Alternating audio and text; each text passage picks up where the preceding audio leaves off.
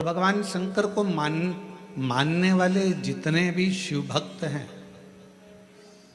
जो श्रावण के महीने में भगवान शंकर की आराधना कर रहे हैं, श्रावण के महीने में भगवान शंकर का भजन कर रहे हैं, श्रावण के महीने में शिव महापुराण की कथा को कोरबा छत्तीसगढ़ की पवित्र धरा से ऑनलाइन सुन रहे हैं, उनसे भी कहेंगे, जितने भगवान शिव के मानने वाले हैं वो अपने अंदर एक बात उठा लेना कि मेरे शंकर भगवान तुम्हारे धन से, संपदा से, तुम्हारी सत्ता से, तुम्हारे वैभव से, तुम्हारी दौलत से कभी भी मेरा शिव प्रसन्न नहीं होता। मेरा भगवान तो तुम्हें जो निशुल्क एक लोटा जल मिला है, बेलपत्र वृक्ष पर निशुल्क मिली है, और जल की धार और बेलपत्र एक चढ़ाकर आप बाबा को अपना बना सकते हो, शिव को अपना कर सकते हो। अब उसमें कोई आपका शुल्क नहीं लगा। एक लोटा पानी में आपका कोई शुल्क लगा है क्या? अपने घर का लोटा, अपने घर का पानी, यहाँ तक शिव महापुराण ने कहा कि मंदिर का पानी भी नहीं उठाना, मंदिर का लोटा भी नहीं उठाना, अपने घर से लेकर जाओ, अपना दर्द सुनाने के लिए, अपने मन की बात भगवान को कहने के लिए अपने साथ अपना जल लेकर जाए।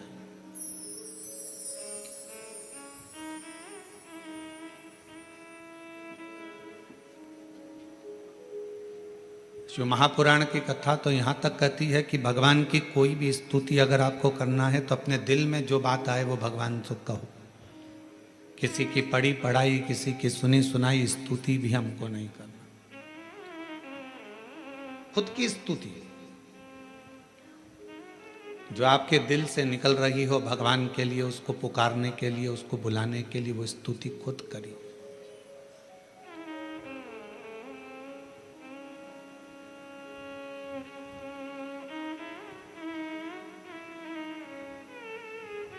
हम ये भी नहीं कहेंगे कि आप हम जैसा विधान बताएं वैसा करो, या हम जैसा आपका दिल करे आप वैसा करिए। शिव को रिझाने के लिए कड़प एक ऐसा भील वन में रहने वाला, उसके पास में कुछ भी नहीं था, केवल उसने गांव के किसी व्यक्ति को पूजन करते देख लिया था और वो भी पूजन करना प्रारंभ कर दिया। पांव से तो उसने जलाधारी के आसपास में पड़े हुए फूल पत्ती को हटाया, मुंह में भरे हुए पानी को शिवजी पर चढ़ाया, जो उसके पास में मांस आदि था उसका भोग लगा दिया। अब उसकी साधना, उसका तप कितना बड़ा कि ब्राह्मण देव ने, पंडित जी ने भगवान शंकर के शिवलिंग को पिंजरे में बंद कर दिया था। पिंजरे की एक तान टूट गई लोहे की, शिवलिंग पर जाकर लग गई, शिवलिंग में से खून बहना प्रारंभ हो गया, रक्त बहना प्रारंभ हो गया। कड़प आया, उसने देखा मेरे शंकर भगवान का नेत्र लग गया, नेत्र में ये लोहे की तान लग गई, आंख फूट गई। हाथ लगाया, खून नहीं रुका, कपड़ा लगाया, रक्त नहीं रुका। तब उसने अपनी त्रिशूल से आंख निकाल ली और वही शिवजी के शिवलिंग पर लगा दी, वही। और भगवान शंकर उसी समय प्रकट हो गए। ना मैं तुझे जानता हूं, ना तू मुझे जानता है, केवल तेरी भक्ति। और इतनी विचित्र, कड़प से पूछा तुझे मांग क्या चाहिए? कड़प ने कहा बस इतना दे दीजिए कि संसार में रहने वाला कोई मनुष्य जिसको कुछ भी नहीं आता, आपका मंत्र भी नहीं आता, आपकी साधना भी नहीं आती, आपकी स्तुति भी नहीं आती, पूजन करने का तरीका भी नहीं आता, अगर वो आड़ी टेढ़ी भी पूजन करे, कैसे भी आपके मंदिर तक पहुंच जाए, बस आप जैसे मुझ पर कृपा करे हो ऐसी ही कृपा उस पर भी कर देना। ये कड़प ने मांगा।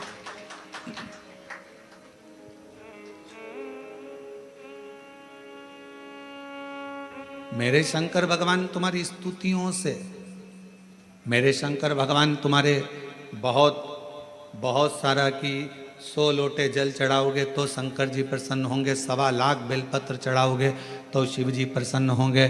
भगवान शंकर के लिए कड़क व्रत करोगे, कुछ भी खाओगे पियोगे नहीं तो शंकर भगवान प्रसन्न होंगे। या अपना घर छोड़ दोगे तो शंकर भगवान प्रसन्न होंगे। या भगवान शंकर को शहद चढ़ाओगे या शंकर भगवान को रस चढ़ाओगे, ये चढ़ाओगे तो शंकर भगवान प्रसन्न होंगे। नहीं रे भाई, शंकर जी को प्रसन्न करने के लिए एक तो दिखावा मत करना, आडंबर मत करना। भगवान शंकर को प्रसन्न करने के लिए कहीं से कर्जा मत करना। भगवान शंकर को प्रसन्न करने के लिए केवल तेरा दिल, तेरा मन हृदय से बैठ जाना और मुख से ओम नमः शिवाय, ओम नमः शिवाय, श्री शिवाय नमस्तुभ्यम का उच्चारण करना। जो तेरे पास में है वो शिव को समर्पित करना। जो तुझे बोलना आता है, जो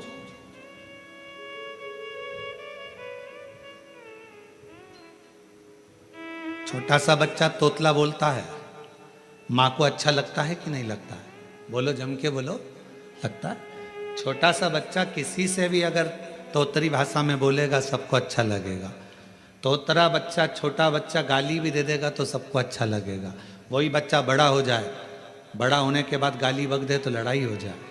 तोतरा है, माँ बाप स्वीकार करेंगे, लोग स्वीकार करेंगे। छोटा है, सब स्वीकार करेंगे। शिव जी की कथा कहती है कि भगवान शंकर को रिझाने के लिए आपकी तोतरी भाषा से, आपके निर्मल मन की भाषा से, आपके हृदय की भाषा से आप शिव जी को जैसे रिझाना चाहोगे, शंकर भगवान जल्दी प्रसन्न होंगे। और अगर आप आडंबर से, दिखावे से, छल से परमात्मा को पाने का प्रयास करोगे तो शिव कभी प्राप्त नहीं होगा।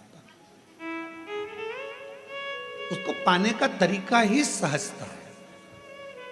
निर्मल मन सो मोहि पावा, मोहि छल छिद्र कपट ना बावा। भगवान को पाने का सबसे सुंदर तरीका है कि बस हृदय से उसको पुकार।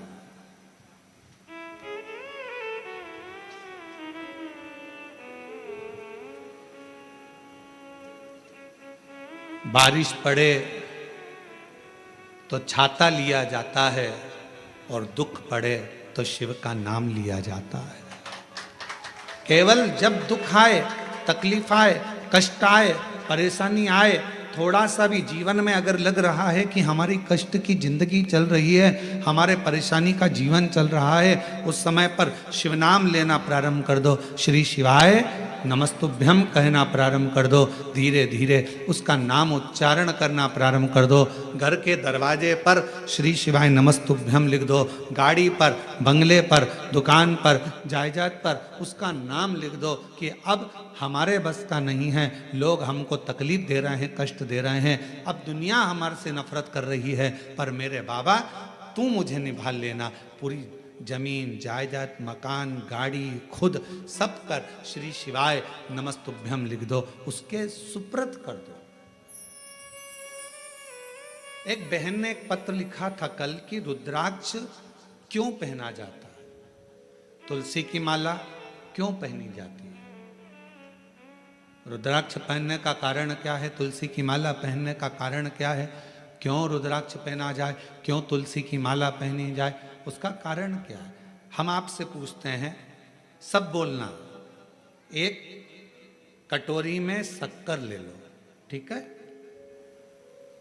उसमें तुलसी का थोड़ा सा दल डाल दो, क्या बन गया? जम के बोलो, प्रसाद बन गया। भोजन है, भोजन की थाली में जब तक तुलसी का दल नहीं डाला तब तक वो प्रसाद नहीं हुआ। तुलसी का एक पत्ता, थोड़ा सा दल भोजन की थाली में डल गया, क्या बन गया? प्रसाद। इतना बड़ा भगोना भरकर नुक्ति बनी है, सेव बना है, प्रसाद बना है, उसमें थोड़ा सा तुलसी का दल डाल दो, क्या बन गया? प्रसाद बन गया। अब शिव का प्रसाद कैसे बनता है? तो कहा भगवान के प्रसाद में जो सामग्री हो उसमें बेलपत्री डाल दीजिए, रुद्राक्ष का भाग उसके अंतर्गत, अर्थात भगवान शंकर स्वयं मां महागौरी से कहते हैं, हे महागौरी, हे गौरी, हे महागौरी। जैसे तुलसी भोजन में डालने पर प्रसाद बन जाती है, उसी तरह संसार का मनुष्य जब किसी रुद्राक्ष को अपने गले में धारण करता है तो वो मेरे लिए प्रसाद बन जाता है, मेरा अपना बन जाता है। उसको मैं स्वीकार कर लेता हूं, वो मेरा अपना है। अब प्रसाद को आप लोग नाली में फेंकते हो क्या? प्रसाद को आप गटर में फेंकते हो क्या? प्रसाद को आप कहीं गलत जगह डालते हो क्या? नहीं, क्योंकि वो प्रसाद बन गया। गले में अगर रुद्राक्ष की माला आ गई, एक रुद्राक्ष तुम्हारे गले में लाल धागे में पड़ा हुआ है, तुलसी की माला तुम्हारे गले में पड़ी हुई है, आप भगवान का प्रसाद हो। अगर चलते फिरते मौत का किसका ठिकाना, मृत्यु का किसको भरोसा, कब प्राण छूट जाए। अगर हमारे गले में रुद्राक्ष पड़ा है, तुलसी की माला पड़ी है और हमारे प्राण छूट भी गए तो हम वो प्रसाद हैं कि हमें नरक में नहीं पटका जाएगा, गलत जगह पर नहीं पटका जाएगा, हमको श्रेष्ठ जगह पर रखा जाएगा। प्रसाद को नाली में नहीं डालते, प्रसाद को गटर में नहीं डालते। रुद्राक्ष पहनने वाला, तुलसी की माला धारण करने वाले को गलत जगह पर नहीं भेजा जाता, गलत जगह पर। आप गले में अगर रुद्राक्ष धारण करते हो तो शिव का प्रसाद हो। और जितने शिव भक्त इस ऑनलाइन शिव महापुराण की कथा को आस्था चैनल पर श्रवण कर रहे हैं, फेसबुक यूट्यूब पर सुन रहे हैं और सोशल मीडिया पर इस कथा को अगर श्रवण कर रहे हैं, तो उनसे कहूँगा अपने गले में एक रुद्राक्ष अवश्य डालो।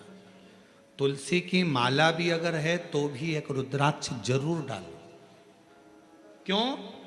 अगर गूगल पर सर्च करोगे, फेसबुक यूट्यूब पर सर्च करोगे, इंस्टा पर सर्च करोगे तो उसमें आपको मालूम पड़ेगा एक रुद्राक्ष यदि हमारे गले में होता है तो हमारी बीपी, शुगर, थायराइड, इन सब को लेवल में रखता है। और वो ना शुगर बढ़ने देता है, ना शुगर घटने देता है, ना बीपी बढ़ने देता है, ना बीपी घटने देता है। एक रुद्राक्ष अपने गले में होना चाहिए।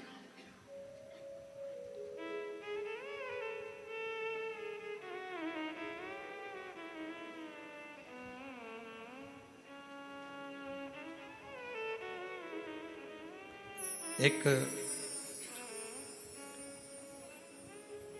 शिवा भगत की एक कथा आती है। मालती का एक पुत्र था शिवा, उसको लोग शिव कहते थे। क्यों? क्योंकि मालती के घर में कमाने वाला कोई नहीं था, ससुर के प्राण छूट गए थे, पति शरीर से विकलांग था और मालती मेहनत करती, परिश्रम करती। घर में एक बेटे का जन्म हुआ जिसका नाम शिव के ऊपर शिवा रखा।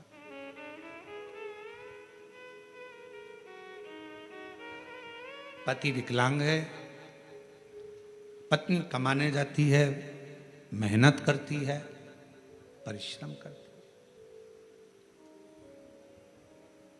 एक अगर घर में तकलीफ है, घर में कष्ट है, परेशानी है, कलिकाल का समय है, कलयुग का समय है, शास्त्र कहता है कि इस कलिकाल में धर्म पत्नी को पति के कदम से कदम मिलाकर साथ देना चाहिए, मेहनत में, परिश्रम में आगे रहना चाहिए।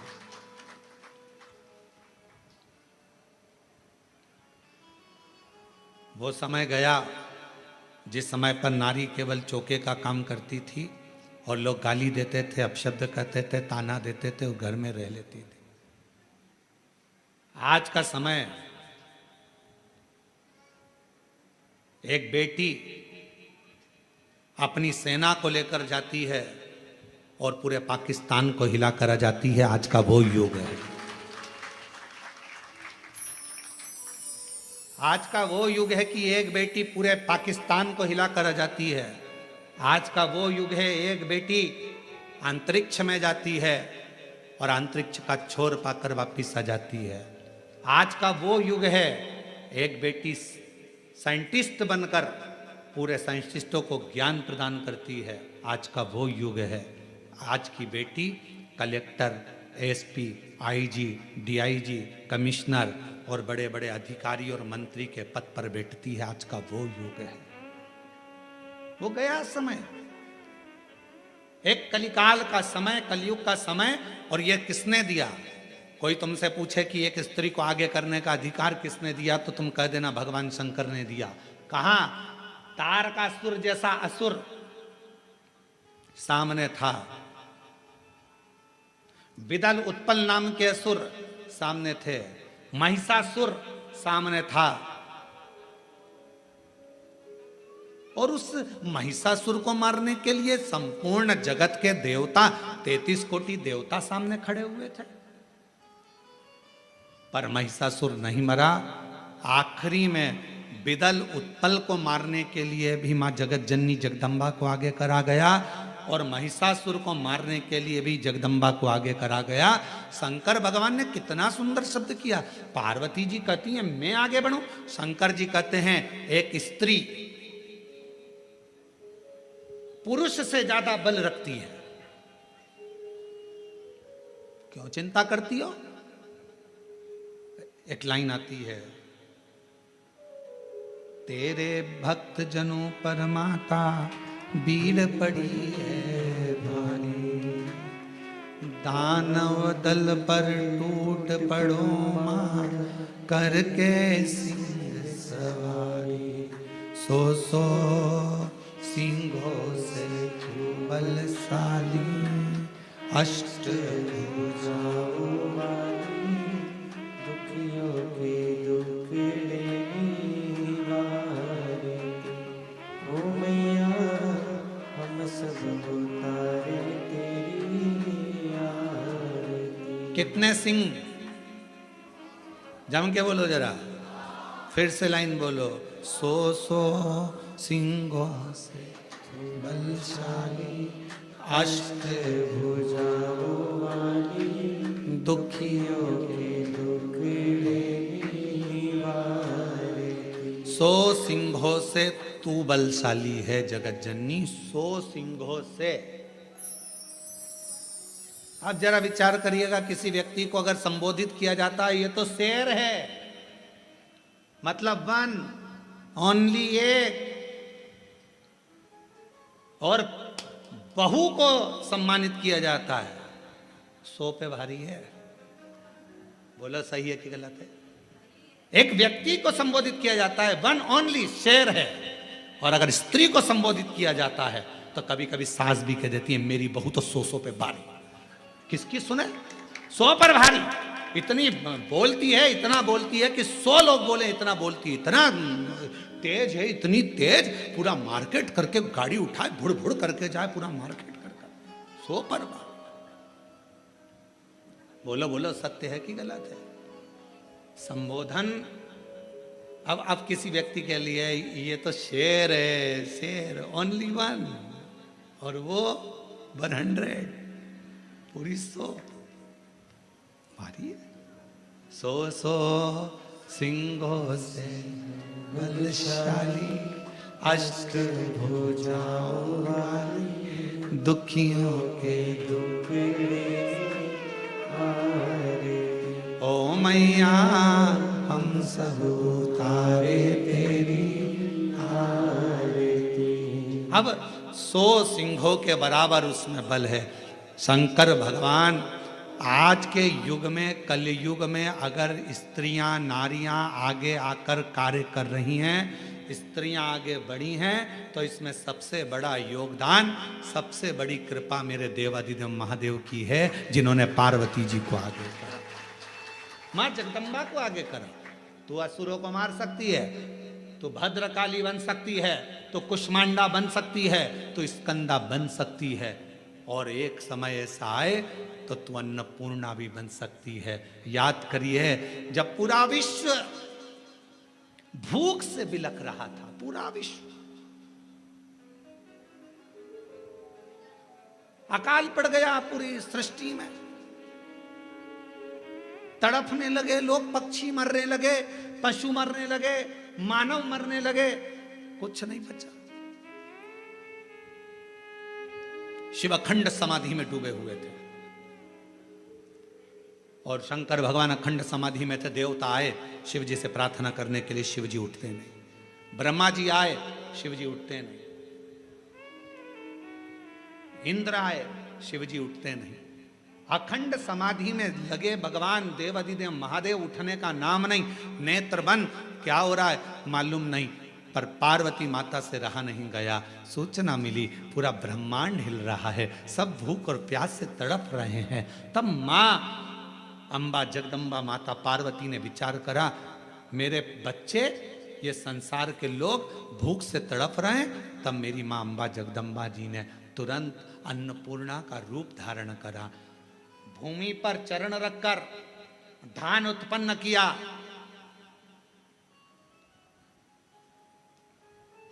धान उत्पन्न किया और चरण रखकर धान लेकर मेरी मां थोड़ा सा अन्न का भाग लेकर, जो मेरी अन्नपूर्णा माता ने जीवों का भरण पोषण करना प्रारंभ करा, तो माता जी को अन्नपूर्ण सदा पूर्ण शंकर प्राण वल्लभ है। भगवान शंकर की प्रिया माँ जगत जननी पार्वती जी जगत का भरण पोषण करने वाली हो गई। भगवान शिव के नेत्र खुले, शंकर भगवान के नेत्र खुलते से ही उनको भी, जब बहुत हजारों वर्ष की तप साधना कर ली, तो उठते से ही कुछ भूख से भाव में आई, भोजन का भाग मांगने के लिए स्वयं अन्नपूर्णा के दरवाजे पर चले गए। स्वयं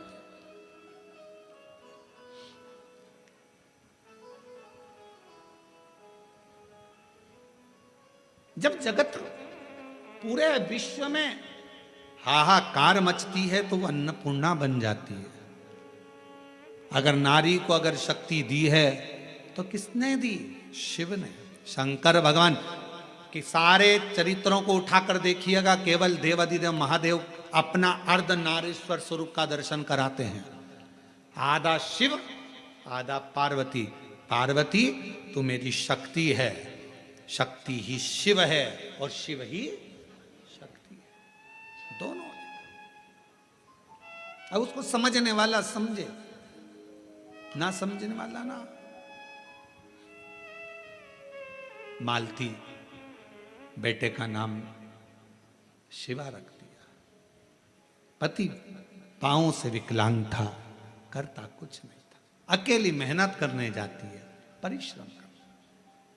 अब दुनिया की रीति है, जब एक नारी पुरुष की तरह आगे बढ़कर काम करती है और आगे बढ़ने का प्रयास करती है, तो दुनिया के लोग ताना देने का प्रयास करते हैं। उसका विल पावर कमजोर कैसा करा जाए, उसको तोड़ा कैसे जाए, उसको झुकाया कैसे जाए, उसको अंदर से तोड़ने का प्रयास करते हैं। पर जितनी भी मेरी बेटियां इस कथा को सुन रही हैं, जितनी मेरी जीजियां इस कथा को सुन रही हैं, जितनी मेरी माताएं इस कथा को श्रवण कर रही हैं, दुनिया का कोई व्यक्ति तुम्हें कितना भी ताना दे दे, कितनी भी गाली दे दे, तुम्हारे ऊपर कितना भी अपशब्द कह दे, तो भी अंदर से टूटना मती, दमदारी से चलते रहना, आगे बढ़ते रहना। तुम्हारा कर्म तुम्हारा जवाब देगा, तुम्हारा कर्म तुम्हारा जवाब देगा। तुम तो बढ़ते चलो, हाथी की अलमस्तता में आगे बढ़िए, कुत्ते पीछे चिल्लाते रहेंगे। कुत्तों की वो औकात नहीं होती जो सामने आकर भोग दें, कुत्ता हमेशा पीछे ही भोगता है। तुम अपनी अलमस्ती में चलो मेरी बहनों, तुम अपनी अलमस्ती में चलिए मेरी जीजियों, अपनी लगनता, अपनी कर्मता। मैं मेहनत करूंगी, पढ़ाई करूंगी, परिश्रम करूंगी, मैं आगे बढ़ूंगी। लोग ताना देंगे, अपशब्द कहेंगे, गालियां देंगे, आपके बारे में आड़ा टेढ़ा विचार रखेंगे, पर आप एक हाथी की तरह बढ़ते चले जाना, क्योंकि कुत्ता पीछे ही भौंकता है, हाथी के सामने नहीं आ पाता। कुत्ते का काम है पीछे भौंकना, वो हाथी के सामने नहीं आ पाता, क्योंकि कुत्ते को भी मालूम है कि हाथी के पांव में वजन है, सामने आऊंगा तो दुमस देगा, इसलिए कुत्ता केवल पीछे ही भौंकता है, उसके वहीं तक सामर्थ्यता है।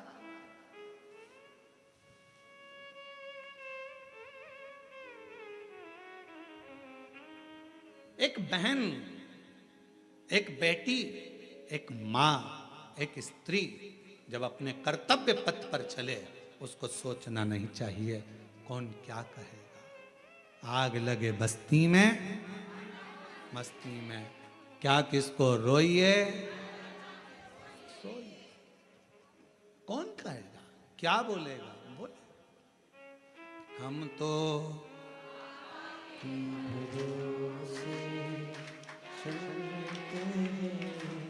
तो बाबा के भरोसे चलते हैं। ये दुनिया वाले जलते हैं, ये दुनिया वाले जलते हैं, डमरू वाले के भरोसे चलते हैं, काशी वाले के अपनी मस्ती में। मेरी बहनों, मेरी जीजियों, मेरी बेटियों, अपनी मस्ती में अपने कर्तव्य पथ पर आगे बढ़ो। गली गली में कुत्ता मिलेगा, क्या हाथी सबसे भिड़ता है? बोलो बोलो, जम के बोलो। गली गली में कुत्ता मिलेगा, क्या हाथी सबसे भिड़ता है? नहीं। हाथी को मालूम है, यह भोगता रहेगा, अपन बढ़ते रहेंगे, फिर अगले गांव जाएंगे, फिर अगली जगह जाएंगे, फिर चिल्लाएंगे। इनका फर्ज है चिल्लाना, क्योंकि पैदा ही इसलिए हुए हैं कि इनको चिल्लाना ही है। अपना कर्म, अपना कर्तव्य, अपने को आगे बढ़कर जाना, अपना कर्तव्य, आगे बढ़ते चलो, बढ़ते चलो। शिव कथा कर रही है। मालती ने विचार करा कि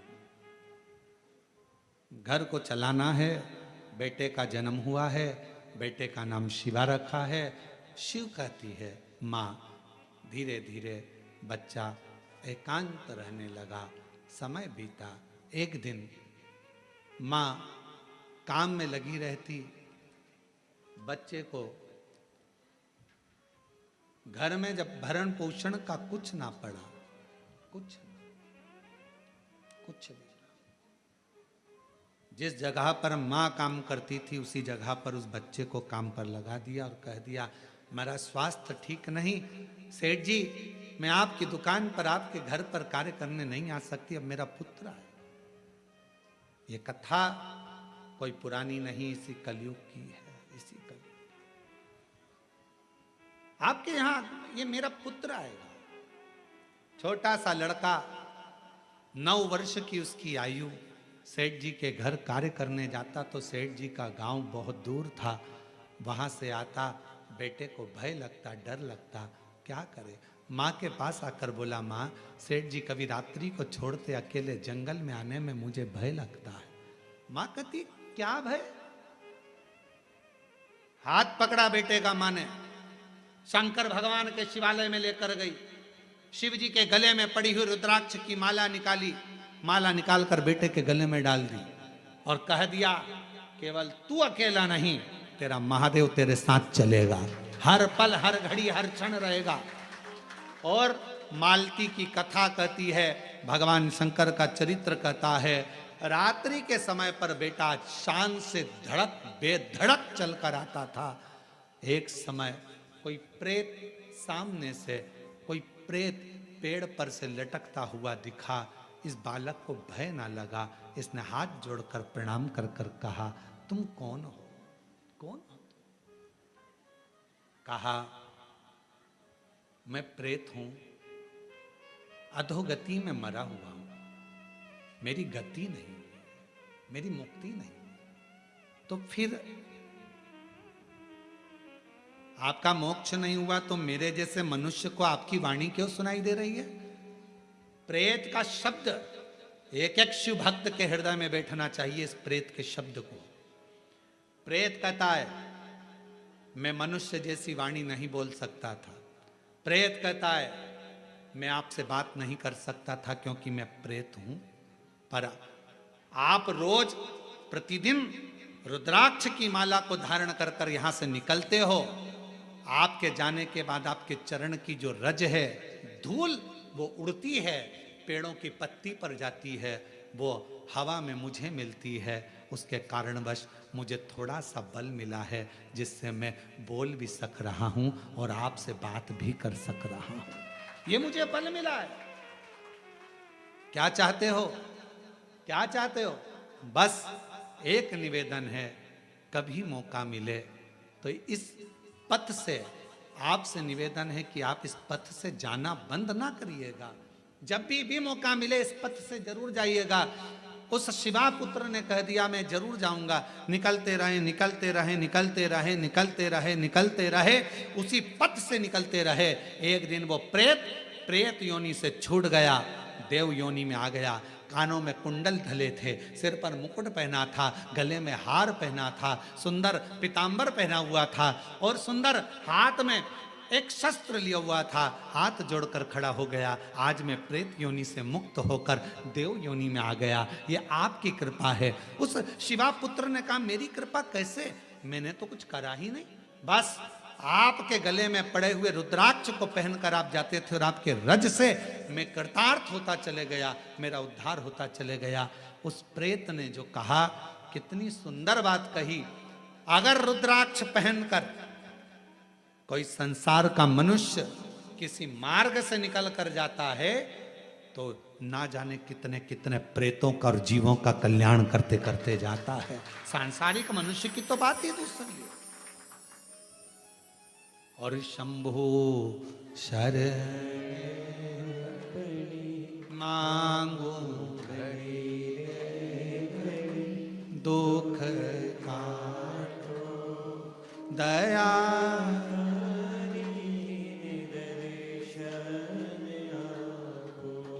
शंभु शरण मांगू घड़ी रे दुख काटो दया करीन दर्शन।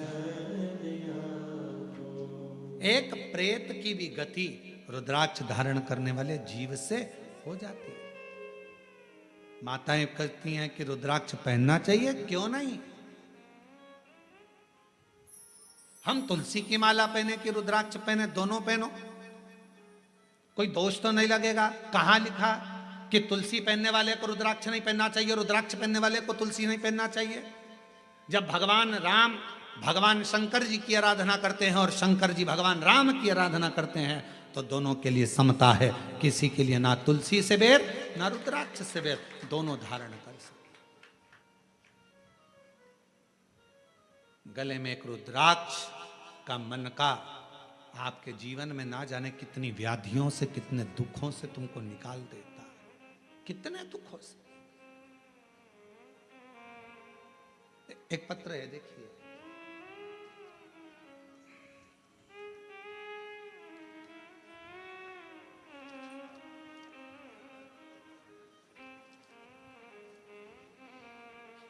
रुक्मणी पटेल, शिव नारायण पटेल, ग्राम रामपुर, जिला कोरबा, रामपुर करतला, छत्तीसगढ़ से हैं। 12 वर्ष तक मेरे यहाँ संतान का सुख नहीं हुआ। हमने मेडिकल टेस्ट कराया, टेस्ट बेबी करवाया, सब कुछ करवाया, पर संतान का सुख नहीं हुआ। तब किसी ने कहा कि सफेद आंकड़े की जड़ का प्रयोग करो और भगवान शंकर का पशुपति व्रत करो, टीवी पर कथा आती है वो सुनो।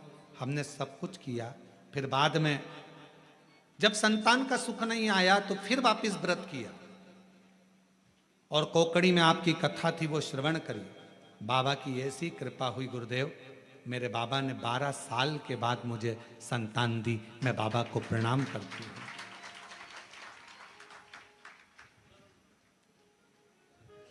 एक पत्र और बड़ा सुंदर है।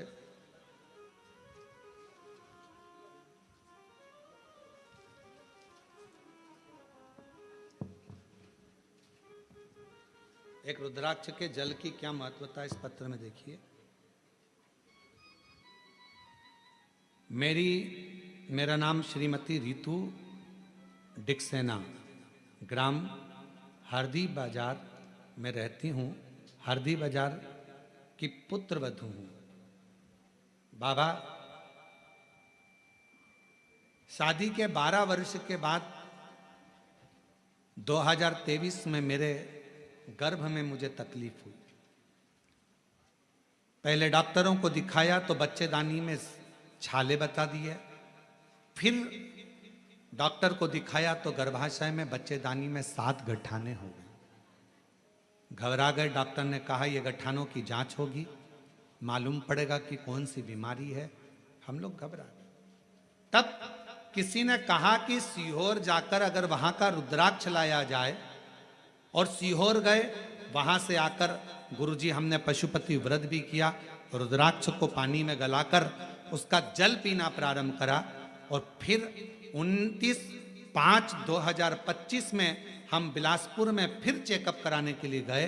बाबा ने ऐसी कृपा कर दी, कोई ऑपरेशन करने की जरूरत नहीं पड़ी, और बाबा की कृपा से मेरी पूरी रिपोर्टें नॉर्मल आ गई। जिन रिपोर्टों को मैं अपनी फाइल में भी लगा कर लाई हूं कि मेरी सारी रिपोर्ट बाबा ने नॉर्मल कर दी।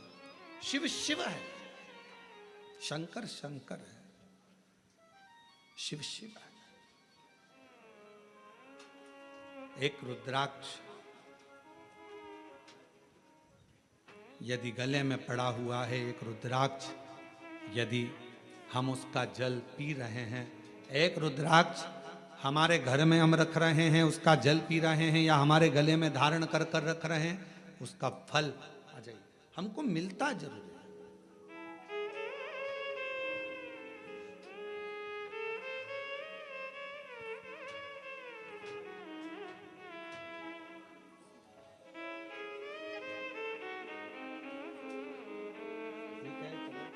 इसको हो गया था प्रॉब्लम, ठीक है, बाबा की कृपा। आप ही को तकलीफ हो गई थी, बच्चादानी में 7 गठाने हो गई थी और छाले पूरे बच्चादानी में हो गए थे। डॉक्टर की कृपा, भगवान शिव की करुणा और साथ में शिव की उदारता से रुद्राक्ष के जल से आज पूरी बच्चेदानी की गठाने भी गल गई, छाले भी समाप्त हो गए, और शिव की कृपा। और तेरी कृपा का क्या है भरोसा, कब किस पर हो जाए, जरा सी हम पर कर दो, जरा सी हम पर कर दो। तेरी कृपा का क्या है भरोसा, कब किस पर हो जाए, जरा सी हम पर कर दो, जरा सी हम पर कर दो। जिस पर भी हो गई तेरी कृपा करुणा, वो भव पार हुआ, भव पार हुआ। पापी हो चाहे जितना, उसका भी बाबा उद्धार हुआ, उद्धार हुआ। गिद्ध अजामिल गणिका जैसे तेरे मन को भा, जरा सी हम पर कर दो, जरा सी हम पर कर दो। तेरी कृपा का क्या है भरोसा, कब किस पर हो जाए, जरा सी हम पर कर दो, जरा सी हम पर कर दो। शिव कृपा, शिव करुणा। एक छोटा सा रुद्राक्ष गले में पड़ा रहने, डले रहे, कितनी कितनी तकलीफों से, कितने कितने दुखों से, कितने कितने कष्ट से वो रुद्राक्ष आपको निकाल देता, कितने कष्टों से।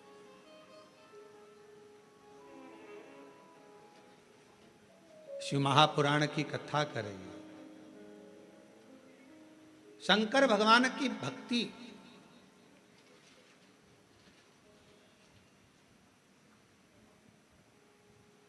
किसी का भला करने में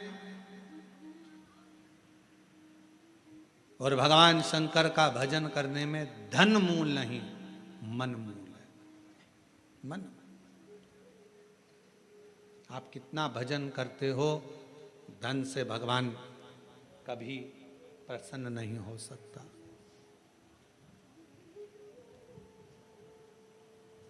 धन से भगवान कभी प्रसन्न नहीं, आडंबर से भगवान कभी प्रसन्न नहीं हो सकता। क्या था माता पार्वती जी के पास में? जिस समय मां पार्वती जी की अवस्था 6 वर्ष की हो गई और मां पार्वती जी अपना भवन छोड़कर वन में चली गई अपनी सहेलियों के साथ, एक गुफा में प्रवेश कर गई माता पार्वती जी। छोटी सी गुफा में रहकर माता पार्वती जी ने तप साधना प्रारंभ कर दी। क्या था पार्वती जी के पास में?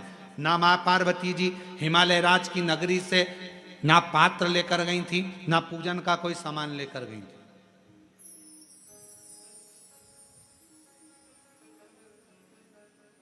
कोई वस्तु माता पार्वती जी लेकर नहीं गई। अपने पिता के घर से गई तो खाली हाथ गई। अपनी सहेलियों के साथ, सखियों के साथ गुफा में बैठकर भगवान का तप करने बैठ गई। जब पार्वती जी ने देखा कि मैंने हजारों समय निकाल दिया, वर्ष निकाल दिया, शिव जी प्रसन्न नहीं होते, शंकर भगवान सामने आते ही नहीं। और आपको पहले भी कथा में कहा, तप से भगवान को प्रसन्न करना कोई साधु, कोई सन्यासी, कोई तपस्वी, कोई साधक, कोई उपासक तप से भगवान को प्रसन्न कर सकता है। योग से, साधना से भगवान को कोई तपस्वी, साधक प्रसन्न कर सकता है। आप और हम तो कलयुग में रहने वाले हैं। आप तप करते हो क्या? आप करते हो तो बात दूसरी, हमसे तो नहीं बन पाता। हमसे तो केवल एक ही काम बनता है, सारी समस्या का हल जल। तब हमसे भी नहीं बनता। कोई हमसे कहे तुम साधना में बैठते हो, नहीं साहब, हम तो एक ही काम करते हैं, जय सुबह से लेकर शाम तक जितना समय मिलता है, श्री शिवा नमस्तु, श्री शिवाय नमस्तु। फिर कोई पूछे आपने क्या खाना छोड़ दिया, आप क्या फलाहार करते हो, तो हम जहाँ रुके हुए हैं वहाँ आकर हमारी जीजियों से पूछना, जो प्रसाद बनाती हैं उनसे पूछना क्या व्रत रखते हैं? नहीं, भोजन करते, 2 रोटी सुबह, शाम को 1.5 रोटी, इससे ज़्यादा नहीं। भजन का बल, स्मरण, अपनी भक्ति। और छत्तीसगढ़ आते हैं तो चावल जरूर खाते हैं, वो जरूर पाते हैं। बाकी की जगह पर अगर कथा करने जाते हैं तो अपना सुबह का 2 रोटी है, शाम की 1.5 रोटी है, चावल प्रसाद भी नहीं लेते। कोई बाजार का तुम्हारा मीठा वीठा कुछ आप पूछिएगा, जो प्रसाद बनाते हैं, कोई मीठा वीठा बाजार का नहीं, कोई चीज़ें नहीं, केवल साधारण भोजन, बाबा का भजन और आनंद। इससे ज़्यादा क्या करना? भक्ति करो, भजन करो, स्मरण करो, कीर्तन करो, मंत्र जाप करो, श्री शिवाय नमस्तुभ्यम जपते जपो। जितना भजन कर सकते हो उतना करो, जितना मंत्र जाप कर सकते हो उतना।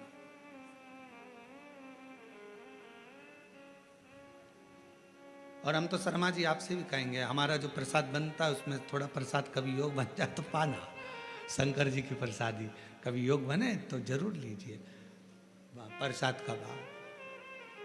और बनाने वाला भी कौन होता है? माताएं तो रोटी सेकती हैं और हमारे पंडित जी सब्जी से बनाते हैं, या आशीष भैया सब्जी बना देते हैं। जो भाजी अपने बच्चे लोग बनावे, पा लिया आनंद। शिव तत्व की प्राप्ति हो, शिव तत्व। ना हमसे तप बनता, और हमें भरोसा है आपसे भी नहीं बनेगा। आपसे कोई कहते पेड़ के नीचे बैठी रहे, सिर पे पल्लू लेके बैठी 4 घंटे तो बनेगा? घर छोड़ सकते हो? नहीं। नदी पर जाकर बैठ सकते हो? थोड़ा सा नदी में पानी बड़ा, बारिश में तो पीछे खसक जाओगे, तुरंत नहीं बन सकता। ना हमसे तप बन रहा है, ना साधना बन रही है, ना हमसे कोई ऐसा व्रत बन रहा है। पहले के व्रत आज के व्रत में अंतर है। आज के व्रत में तो पेट भरकर फलाहार कर लो, फिर भूख लग जाती है, फिर सेव फल खा लिया, केला खा लिया, पपीता खा लिया, रात्रि के फिर फलाहार की तैयारी, फिर वो खाने के बाद फिर दूध पीने की तैयारी, फिर आधी रात को फिर पति को नींद नहीं आ रही, पति बोले तेरा व्रत है, हाँ आज एकादशी है। पति ने मन में सोचा 11 बार खा लेती, एकादशी पूरी हो जाती, क्यों ना खा। व्रत नहीं, ना हम तप कर पा रहे, ना साधना कर पा रहे, ना व्रत कर पा रहे कली काल में। इसलिए तुलसीदास बाबा ने लिख दिया, कलयुग केवल नाम धारा। इसलिए तुलसी बाबा ने लिखा कलयुग में कुछ नहीं बने तो एक काम करो, राम राम राम राम जपते रहो, शिव नाम जपते रहो, कृष्ण नाम जपते रहो। तुम्हारे दिल में जो बैठ जाए, जिसका तुम भजन कर सकते हो उसको भजो। भगवान का भजन करने में मन लगा लो। तुम जितना जपोगे आडंबर से दूर रहोगे, तुम जितना जपोगे सबसे दूर रहोगे। इसलिए कलिकाल में एक नियम बना लिया, सारी समस्या का हल जल। फुर्सत मिले 2 मिनट जाओ शंकर जी को जल चढ़ाओ। अपने शिव के लिए अगर तुम 2 मिनट का समय मंदिर जाने का निकाल लोगे तो भगवान शंकर भी अपने समय में से तेरा दुख हरने के लिए तेरे दरवाजे पर आकर खड़ा हो जाए। समय निकालो। आजकल का जमाना यही है, तुम किसी के यहाँ जाओगे तो कोई तुम्हारे यहाँ बोलो तो आएगा। बहन के घर शादी में जाओगे तो बहन तुम्हारे घर शादी में, तुमने अपनी बहू को भेज दिया तो वो भी बहू को भेज देगी। और तुम्हारे जाने में और बहू के जाने में अंतर है। बहू शादी में जाती है, काम वाम नहीं करती, कुर्सी पर डेंटिंग पेंटिंग करके बैठ जाती है। काम करेगी क्या? नहीं। मौसी सास की आई है, फैलारा पड़ा है तो पड़े रहने दो, सामान पड़ा है तो पड़े रहने दो। पर बहन के घर शादी में बहन जाती है, जितना सामान आता है, कपड़े आए, मायरे का सामान आया, सारा सामान संभालती है। मिठाई के डब्बे इधर रखेगी, बर्तन उधर रखेगी, सामान उधर रखेगी, बहन संभालेगी, बहू नहीं। अब तुम्हारे यहाँ शादी में तुमने बहू को भेजा तो उसने भी बहू को भेज दिया। तुम आती तो वो भी, तुमने संभाला तो वो भी संभालती। हमारी जीजी ने हमारे यहाँ काम संभाला था भैया, उसके घर काम आया है, हम भी जाके संभालेंगे क्योंकि हमारी बहन ने हमारे यहाँ संभाला था। उसी तरह जैसे तुम अपने रिश्तेदार को शादी में भेजते हो तो वो अपने रिश्तेदार को भेजता है। अब तुमने कह दिया मम्मी कथा हो रही है तुम चली जाओ, तो भगवान भी कह देगा जब अंतिम समय आएगा, ये मरने वाली है, यमराज तू चले जा, तू चले। और अंतर देखिए, बहन आती तो काम करती, भगवान आता तुझे लेने के लिए भोलेनाथ तो नंदी पर बिठा कर ले जाता, डमरू बजाता बजाता। देवराज ब्राह्मण को लेकर गया था नंदी पर बिठा कर, नरसिंह जी को बैठा कर लेकर गया था। और अगर यमराज आता है तो नंदी पर काय पर बिठा के ले जाता है? नहीं, पाड़े की पूंछ से बांध कर ठोकता ठोकता, दे धम दे धम दे धम। खूब मोबाइल पे झूठ बोली थी, दे, खूब दिया। दिन भर चैटिंग में लगी रहती थी, दे। जरा सा कोई गलत लिखता था फेसबुक पे और कमेंट्स करती थी, दे। उंगली पर रखेंगे और दोचेंगे, इसी से चलाती थी खूब व्हाट्सएप, दोचो। चिल्लाएगी, क्षमा कर दो, मुझे माफ कर दो, एक बार वंस मोर फिर जन्म दे दो, मोबाइल नहीं चलाऊंगी, और चलाऊंगी तो शिव पुराण देखूंगी, फिर कुछ नहीं देखूंगी। भगवान बोले शिव पुराण की आड़ में चैटिंग करती रहती, दे, दे, दे, फिर मारा लपक, फिर दो, खूब दुआ। चलते चलते फिर याद आया मेरी नीले कलर की साड़ी एक बार भी नहीं पहनी। यमराज से कहा भगवान प्लीज क्षमा कर दो, बहुत दुख हो रहा है मुझे। भगवान ने पूछा किस बात का दुख हो रहा है? अलमारी में 3 नंबर के ब्लॉक में नीले कलर की साड़ी रखी है, उसकी फाल लगवा ली थी, चोली भी बनवा ली थी, बस पहन नहीं पाई, मुझे एक बार मौका दे दो मैं पहन लूं। और हमारे मोहल्ले में नया पार्लर खुला है, उसके पास एक बार भी नहीं थी, कृपा करो। यमराज ने फिर दिया धर के, चल। किस काम की वो जिह्वा जो भगवान का भजन ना कर पाए, किस कान का वो श्रवण जो भगवान की कथा ना सुन पाए, और किस काम का वो मस्तक जो भगवान के आगे झुक ना पाए।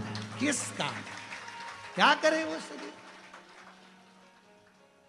कृपा पीड़ा मुख से राम नहीं निकले, राम नहीं निकले रे श्याम नहीं निकले, वो काई जाने हरि भजना में, जीवन गवाए दियो सजना में। भजना में मन नहीं लगा, सजना में मन लग गया। हम तो कई बार कथाओं में कह देते हैं, लोगों को बहुत बुरा लगता है कि आप जितना समय दर्पण को देती हो ना, जितना समय दर्पण को देती हो ना, जितनी देर कांच के सामने रहती हो, पेंसिल से लाइन खींचना, डब्बा भरना, फिर सुरमा लगाना, फिर डेंटिंग पेंटिंग, जितना समय दर्पण में देती हो उसका आधा समय भी अगर मेरे शंकर को दे दिया तो सुंदरता मेरा शिव देगा। आधा समय निकालकर भगवान शिव को दीजिए। और पुरुषों से निवेदन है, जितना समय फालतू की चर्चा में, व्यर्थ की बातों में, व्यर्थ के कमेंट्सों में और व्यर्थ की बातों में लगाते हो ना, उतने में से आधा समय निकालकर मेरे शंकर के मंदिर में अपनी पत्नी को साथ लेकर एक लोटा जल चढ़ाने जा, तेरी पूरी जिंदगी संवर जाएगी। थोड़ा सा समय निकाल। अभी कावड़ चल रही है, पूरे भारत में कावड़िया कावड़ लेकर जा रहे हैं। जितने कावड़िया भारत की भूमि पर कावड़ लेकर जा रहे हैं, उनके चरणों को मैं नमन करता हूं। कोरबा की इस भूमि से मैं दंडवत प्रणाम करता हूं कि कावड़िया सनातन धर्म को जागृत कर रहे हैं। एक कावड़िया 50 व्यक्ति को जागृत करता है, सनातन धर्म को मजबूत करता है। मैं उनको प्रणाम करता हूं। जो नवयुग बेटा बेटी, नवयुवक बेटा बेटी, माताएं, बुजुर्ग सब अपने अपने भाव से भगवान की कावड़ लेकर जा रहे हैं। और जो कावड़ियाओं की सेवा में लगे हैं, कावड़ियाओं की सेवा में जितनी बड़ी बड़ी संस्थाएं सेवा में लगी हुई है, आप कभी बाबा धाम जाकर देखो।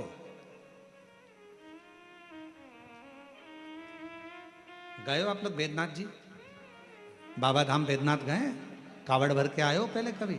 आप लोगों ने देखा होगा, बाबा बैद्यनाथ जी के यहाँ सुल्तानगंज से कावड़ भरकर बाबा की जो कावड़ बैद्यनाथ जी पर जाती है, बाबा धाम जाती है बैद्यनाथ जी के यहाँ, पूरे रास्ते में लोग बड़े बड़े लंगर, बड़े बड़े टेंट दूसरी दूसरी जगह से आकर खूब शहर के वासी, पूरी बिहार के लोग, पूरा उत्तर प्रदेश का लोग, वहाँ पर पूरा झारखंड का लोग पूरी तैयारी रखते हैं और बड़े बड़े कैंप लगाकर सबकी सेवा करते हैं। उनको धन्यवाद देता हूँ, उनको प्रणाम करता हूँ। साधुता।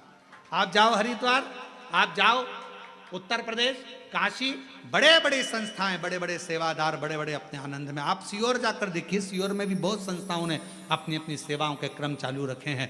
करा रहे लोगों का मुख झूठा, किसी को पानी पिलाना, किसी को चाय पिलाना, किसी को नाश्ता कराना, अपने आनंद के साथ कर रहे हैं, भगवान की भक्ति के साथ।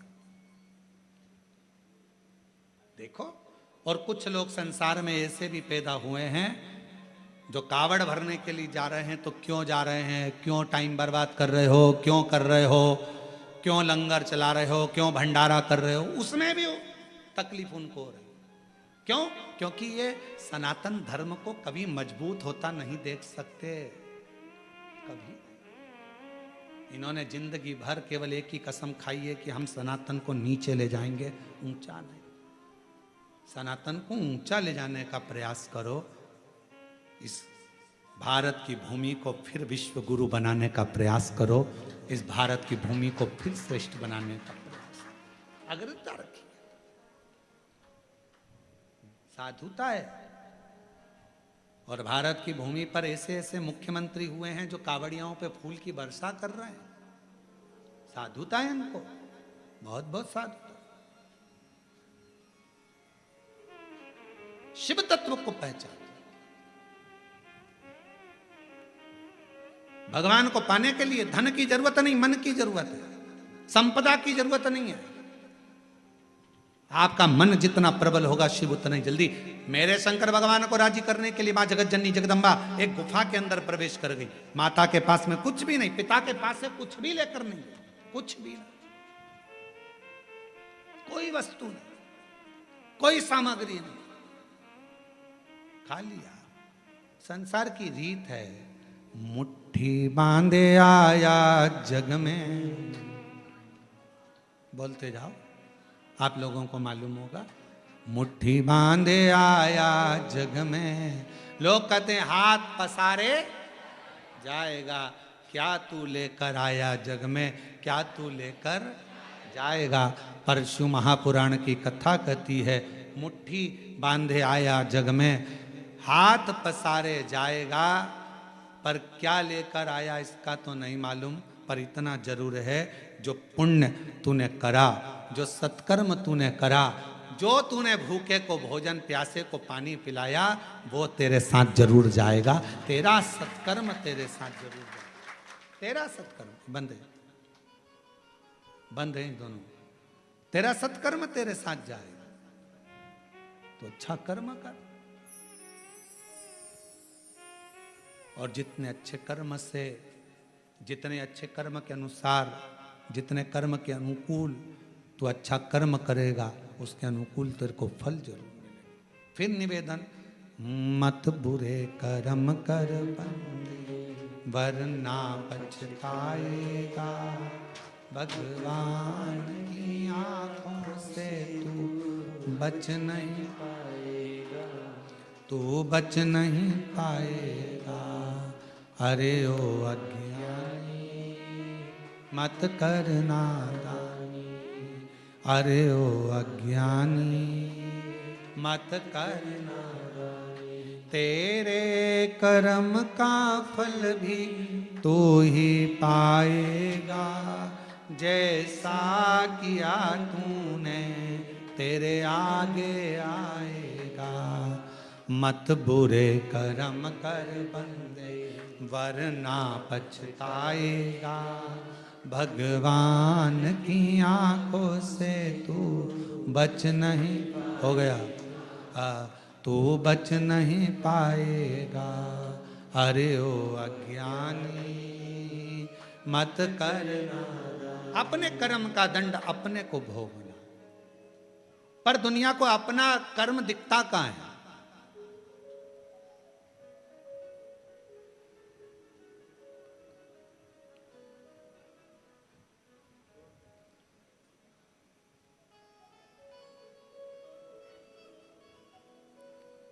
एक स्मरण में नहीं आ रहा है शिवलिंग का,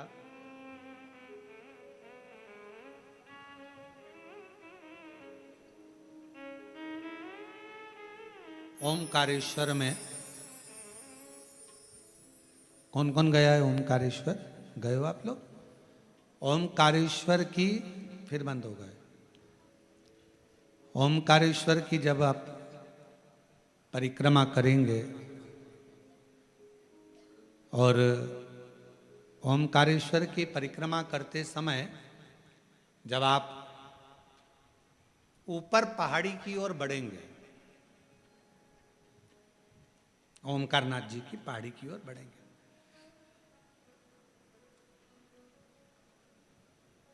एक गौरी केदार मंदिर आता है, गौरी शंकर मंदिर। एक गौरी केदार या गौरी शंकर मंदिर का स्मरण होगा तो कभी, बहुत प्राचीन मंदिर है, बहुत प्राचीन मंदिर, बहुत प्राचीन। जितने भी लोग ओमकारेश्वर जाएं तो वहाँ जरूर परिक्रमा मार्ग में ऊपर की ओर जाकर दर्शन करें। परिक्रमा मार्ग बहुत प्राचीन है, कई शताब्दियों पुराना, बहुत प्राचीन, बहुत प्राचीन। वहाँ एक शिवलिंग है, लगभग 5.5 से 6 फीट की हाइट का,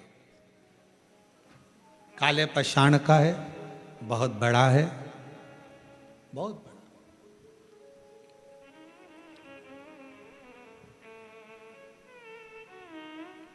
जब मुगलों का राज्य हुआ,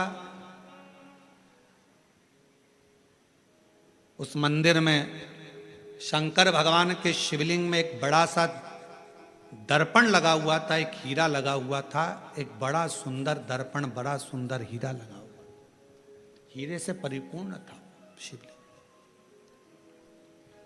उस दर्पण का काम क्या था?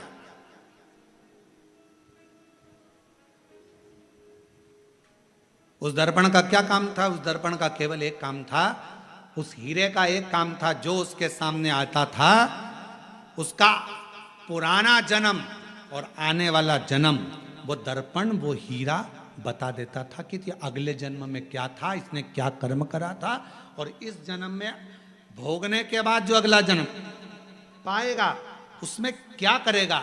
वो दर्पण जो शंकर भगवान के शिवलिंग पर जो हीरा लगा हुआ था वो बता देता था। अब उस समय पर जिन मुगलों का राज्य था वो उस मंदिर में गए और उस मंदिर में जाकर उन्होंने जैसे ही उस राजा को मालूम पड़ा, नवाब को मालूम पड़ा, उसने कहा जरा जाकर देखता हूं, देखूं जरा।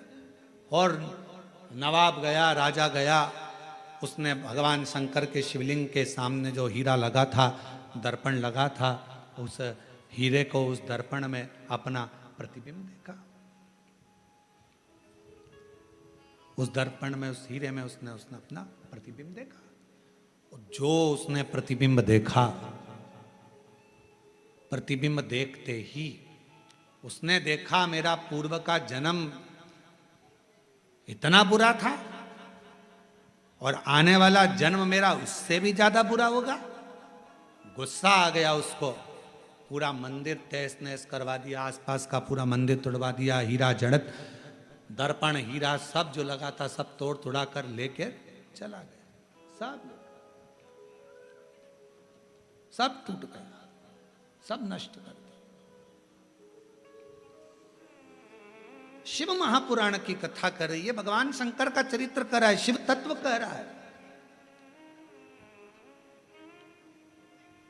अगर वो राजा चाहता तो शिव महापुराण की कथा में लिखा है, दुनिया के सामने आप कैसे भी रह लो पर तुम्हारे कर्म का दंड तो तुमको भोगना पड़ेगा। पर यदि अगर शंकर भगवान को एक लोटा जल आप समर्पित कर रहे हो तो तुम्हारा पहला क्या निकला, बाद में क्या होना है, वो महादेव के हाथ में चला जाएगा और महादेव तुम्हें कष्ट नहीं देगा, महादेव तुम्हें तकलीफ नहीं देगा, दुख नहीं देगा, कष्ट नहीं देगा। फिर वही लाइन आ गई स्मरण में कि मत बुरे कर्म कर बंदे वरना पछताएगा, भगवान की आंखों से तू बच नहीं पाएगा, तू बच नहीं पाएगा। अरे ओ अज्ञानी मत कर नादानी, अरे ओ अज्ञानी मत कर नादानी, तेरे कर्म का फल भी तू ही पाएगा, जैसा किया तूने तेरे आगे आएगा। मत बुरे कर्म कर बंदे वरना पछताएगा, भगवान की आंखों से तू बच नहीं पाएगा, तो बच नहीं पाएगा। शिव महापुराण की कथा कर रही है, भगवान शंकर का चरित्र कर रहा है। कोई दिखावा, कोई धन, कोई दौलत पार्वती जी लेकर नहीं गई। तप करने के लिए मां पार्वती जी बैठी, तब से शिव प्रकट नहीं हुए। साधना करने पार्वती जी बैठी, प्रकट नहीं हुए। सारा व्रत, सारा उपास, सारी साधना, सारा तप पार्वती जी ने कर लिया, शिव प्रकट नहीं हुए। तब सखी ने कहा, तब सखी बोली, सहेली ने कहा, पार्वती मैंने सुना है शंकर भगवान एक लोटे जल से प्रसन्न हो जाते हैं। मैंने सुना है शिवजी एक बूंद जल चढ़ जाए शिव प्रसन्न हो जाते हैं। थोड़ा सा जल चढ़ा, शंकर कृपा करें। और फिर निवेदन करूं सभी श्रोताओं से, सावन के महीने में कथा सुनने वाले सभी श्रोता भाई बहनों से फिर निवेदन करूं, भगवान शंकर की कथा, शिव महापुराण की चरित्र कथा वर्णन कर रही है। कुछ ना बने तो शंकर के मंदिर में केवल कुछ भी ना हो तो केवल घर से एक लोटा जल भरकर जाना, शिव के मंदिर में प्रारंभ कर दो। मेरा देव अधिदेव महादेव करुणा करना प्रारंभ कर देगा, शंकर करुणा करना प्रारंभ कर देगा। जल चलो, सारी समस्या का हल हर हर बोल बम का नारा है,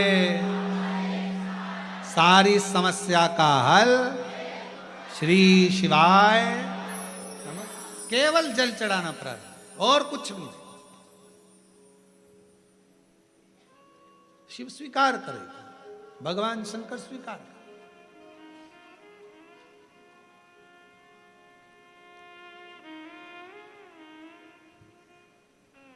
शिव कथा कर रही है।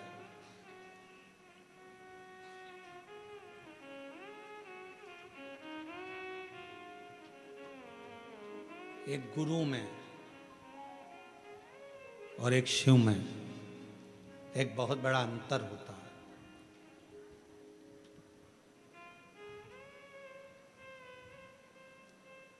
कभी कभी जैसे माता पार्वती जी को उनकी सहेली गुरु बन गई,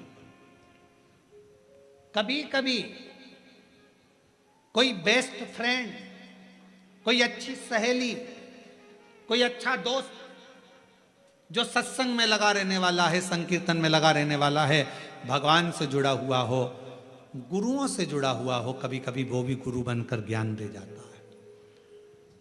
पार्वती जी की सहेली ने पार्वती जी को ज्ञान यही भाव से दिया। जल चढ़ा, पार्वती जी ने बालू रेत का शिवलिंग बना लिया, वहीं की मिट्टी उठाकर और सहेली के कहने पर जल चढ़ाना प्रारंभ करा।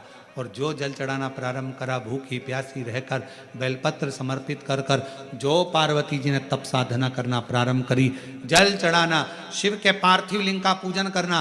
और शिव महापुराण में वर्णन है, लिंग पुराण में वर्णन है, स्कंद पुराण में वर्णन है, कुर्म पुराण में वर्णन है कि पार्थिव लिंग का पूजन करने वाला व्यक्ति जिंदगी में सारे सुख पा लेता है। पार्थिव लिंग का पूजन करने वाला।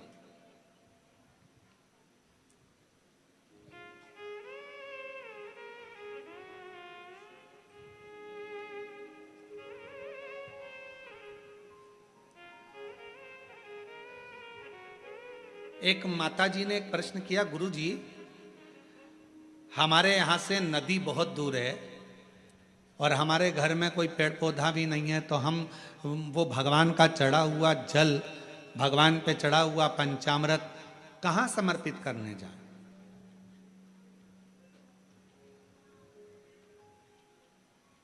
हमने कहा कि मिट्टी तो है तुम्हारे घर में, तो कहा मिट्टी तो है।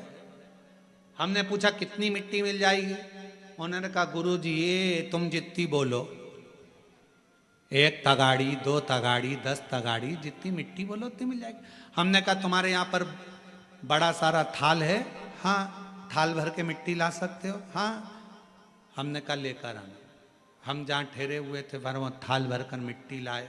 एक बड़ा सा आरती करते ना हमारे शर्मा जी, वो आरती करने के लिए भी थाली नहीं लाए, थाल लाए।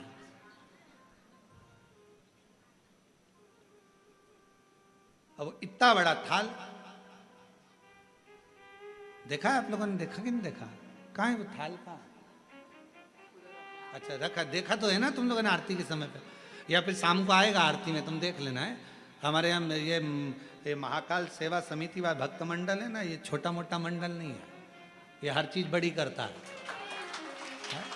तो यहाँ ये आरती की थाली भी छोटी नहीं लाया, ये आरती की थाली भी बड़ी लाया, और ऐसी मोटी थाली इतनी बड़ी। अब आरती करने वालों से हम उनका हाथ देखते हैं तो कई बार हमें सोचने में आता है पकड़ भी पा रहा है कि ना पकड़ पा रहा है राम जी। अब मोटी सारी थाली, अब इतने बड़ी थाल लिया है। हमने कहा इसको मिट्टी से भर ला। अब मिट्टी से भर कर लिया। अब मिट्टी से भर कर लाई, हमने उसको बीच का जो भाग था उसमें थोड़ा सा चंदन अगर तगर डालकर, सुंदर बढ़िया उसको चंदन का छींटा देकर, दही आदि मिलाकर, घी मिलाकर उसका शिवलिंग बीच में बना दिया। अब जैसे ये थाली और मिट्टी से भरी, बीच में शिवलिंग बना दिया। शिवलिंग बनाकर वहीं उंगली से जलाधारी बना दी। अब हमने कहा इस पर जल चढ़ा, पानी दिख रहा है कहीं पर? कि नहीं गुरुजी। दूध चढ़ा, कहीं दिख रहा है गुरुजी? नहीं गुरुजी। दही चढ़ा, कहीं दिख रहा है? शहद दिख रहा है? घी दिख रहा है? नहीं। फिर पानी चढ़ा, कहाँ गया वो शहद? कहाँ गया वो दल? कहाँ गया वो दूध? सब जो थाली में मिट्टी भरी थी सब उसने सोख लिया। शिवलिंग बीच में वैसा की वैसा ही रह गया। और अब उसे विसर्जन कहाँ करे? तो 1 लोटा जल डालना, बाद में पूरा शिवलिंग विसर्जन हो जाएगा। उस मिट्टी को किसी गमले में ले जाके डाल देना। शंकर भगवान अपनी अलमस्ती के आनंद में, पार्थिव पार्थिव होता, पार्थिव पार्थिव है।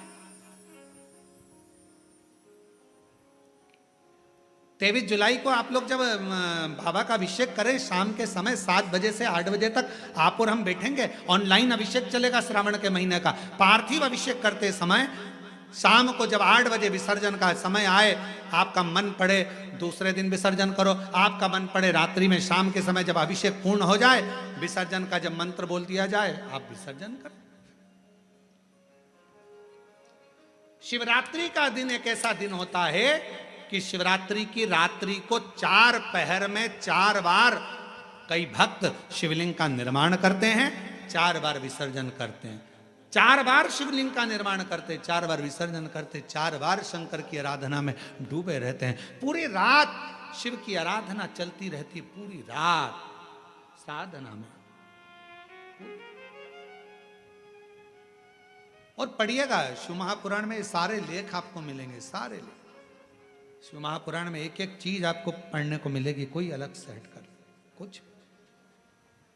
काली मिर्च चढ़ाने का क्या विधान है, गेहूं के दाने चढ़ाने का क्या विधान है, काली तिल चढ़ाने का क्या विधान है, धतूरा चढ़ाने का क्या विधान है, शमी पत्र चढ़ाने का क्या विधान है, बेलपत्र चढ़ाने का क्या विधान है। जो जो चीज 23 जुलाई को चढ़ाई जाएगी उसका सारा विधान आपको आप शिव महापुराण के अंदर मिलेगा। बस पढ़ना उसको, केवल पढ़ो, अध्ययन करो। किसी ने लिख देगा, लिखने वाला लिखेगा ये क्यों चढ़ाया, इससे क्या होता है, नहीं, अपने पढ़ो, उसको अध्ययन करो। चावल के दाने, गेहूं के दाने, अन्न का भाग, मूंग, ये सब प्रसंग हमारे शास्त्रों में है सब।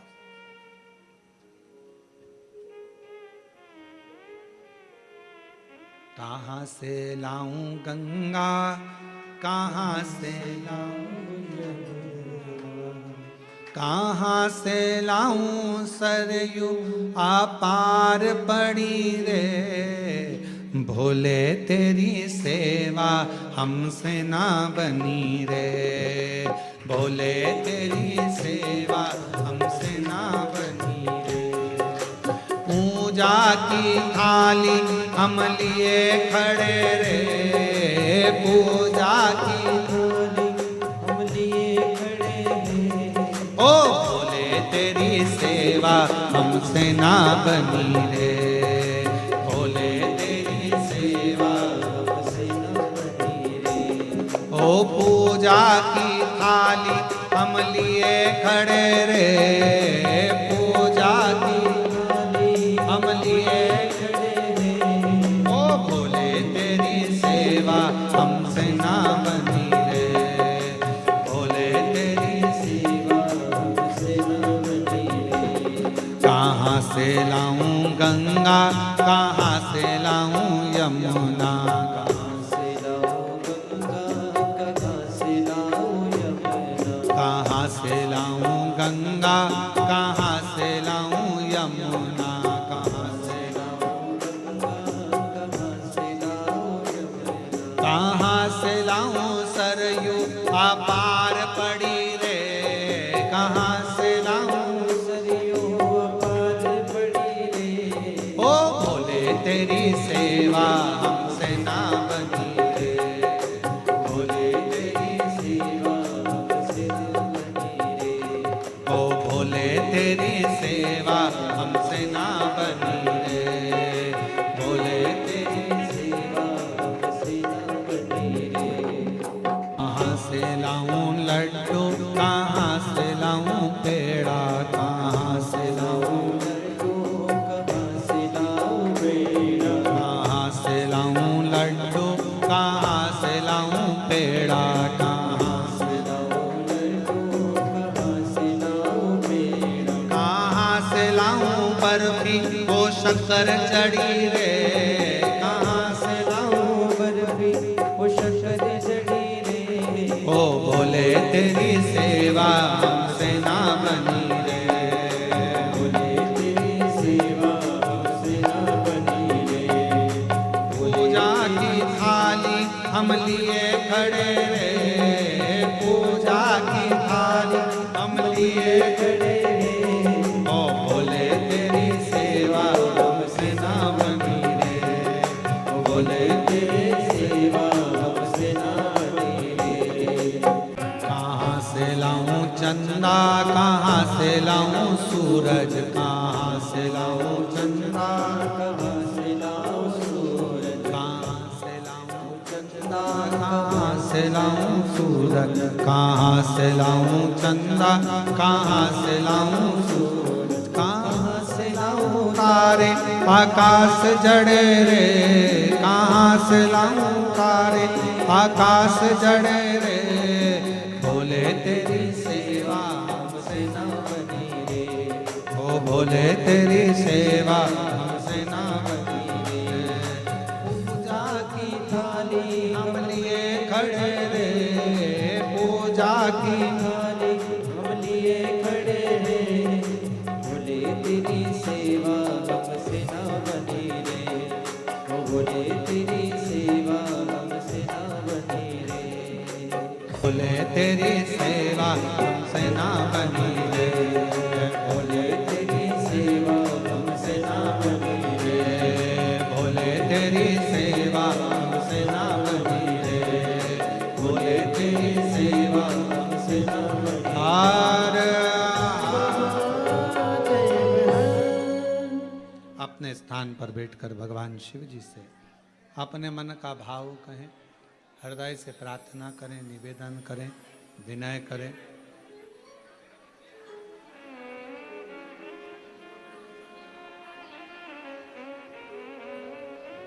भाव से भगवान शिव को विनय करें, निवेदन करें। जहाँ जगह मिले वहाँ बैठकर बाबा को सावन का महीना और शिव महापुराण की कथा दिल से बाबा को प्रार्थना करिए, विनय करिए।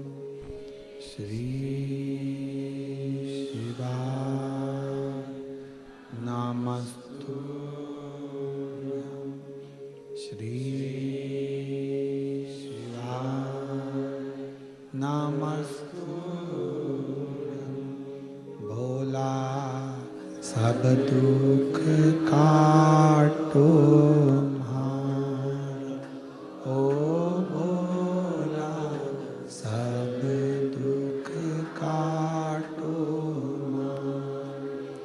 शिव शंकर जपूं तेरी माला, भोले बाबा जपूं तेरी माला, भोला सब दुख काटो, ओ भोला सब दुख काटो। वेश मंगल मंगलकारी, वेश मंगल मंगलकारी, शमशान वासी हमारा, शमशान वासी हमारा, ओ भोला सब दुख काटो, ओ भोला सब दुख काटो।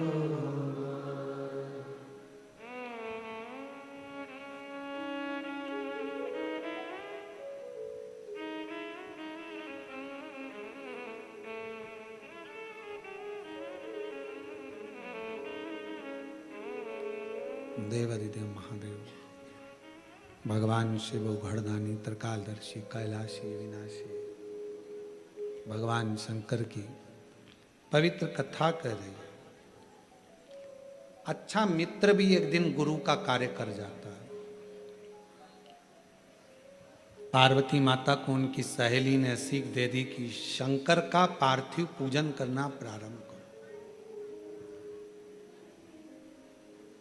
और माता पार्वती जी ने पार्थिव पूजन प्रारंभ किया। कहते हैं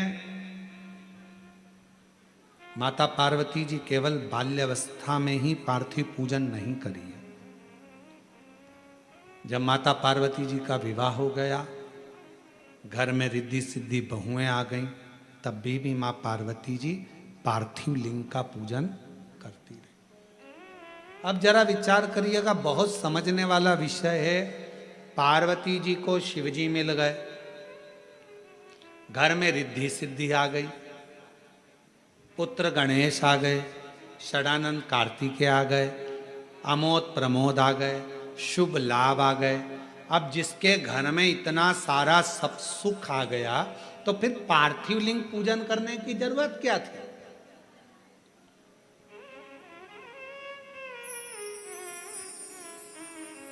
फिर पार्थिव पूजन क्यों, किस लिए? अब तो पार्वती जी को शिव जी मिल गए थे, अब तो पार्वती जी को सब कुछ प्राप्त हो गया था, बेटे भी आ गए, बहू भी आ गई, पोता पोती भी हो गए, सब हो गए, नाती पंती सब। तो फिर अब पार्थिव पूजन क्या? तो शिव महापुराण की कथा कहती है,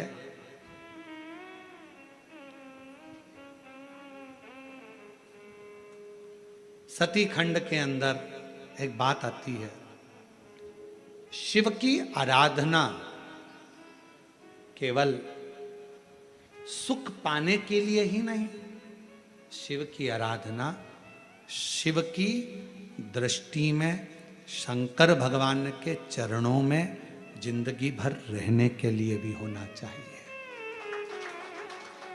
शिव के चरणों में रहने के लिए। आपके पास में गाड़ी आ गई, बंगला आ गया, दौलत आ गई, बच्चे हो गए, संपदा आ गई, सारा सुख हो गया, और आप शिव को भूल गए, ये श्रेष्ठता न? एक पत्र आया है, देखिए पत्र में कितना सुंदर भाव वर्णन किया।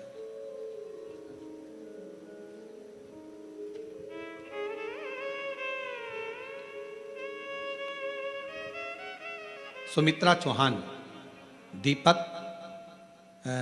गांव का नाम है दीपका, है दीपका, जिला कोरबा, छत्तीसगढ़ से हैं।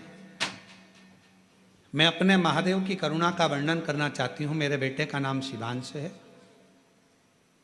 2.5 वर्ष का, जिसको अचानक बाथरूम करते समय, पेशाब करते समय खून आना शुरू हो गया।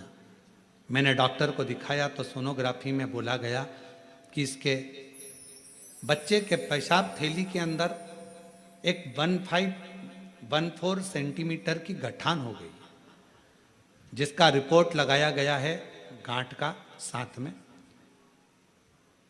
डॉक्टर ने बच्चे को रायपुर ले जाने के लिए कह दिया। बच्चे को रायपुर लेकर गए, डॉक्टर ने सीटी स्कैन करा और ऑपरेशन के लिए बोल दिया कि ऑपरेशन शीघ्र करना पड़ेगा। ऑपरेशन करने पर मालूम भी पड़ेगा कि गठान कैसी है, काय की। हम लोग घबरा गए। हमने डॉक्टर साहब से कहा कि आप तो थोड़ी दवाई दे दीजिए, और हम ऑपरेशन कराने के लिए तारीख निकलवा ली है। और तारीख लेकर, थोड़े से समय की तारीख लेकर हम आ गए। हमारे एक रिश्तेदार ने कहा कि वो सीहोर वाला महाराज कथा कहता है, बच्चे को टीवी पर सुनाओ, और बन सके तो इसको एक बार सीहोर की धरा पर लेकर जाओ, वहाँ से रुद्राक्ष लेकर आओ, उसका पानी इसको दो, शंकर के मंदिर जाना प्रारंभ करो। हम बच्चे के लिए शिवालय जाना चालू कर दिए, शंकर को नमन करते और शिवजी पे चढ़ा हुआ जल लेकर आते, बाबा को प्रणाम करते, बेलपत्र लाते, बाबा पर पूरा भरोसा कर लिया। फिर एक बहन मिल गई मंदिर में, उसने कहा दीदी आप एक काम करो, पशुपतिनाथ का व्रत करो। हमने पशुपतिनाथ का व्रत करना प्रारंभ कर दिया। बाबा की ऐसी कृपा हो गई, बेटे का भी मन शिव जी के अंदर लगने लगा, वो भी साथ जाता। बाबा की कृपा से दूसरी बार हम फिर वापिस रायपुर गए, और रायपुर में हमने वापिस सोनोग्राफी कराई, उन्हीं डॉक्टर साहब को दिखाया।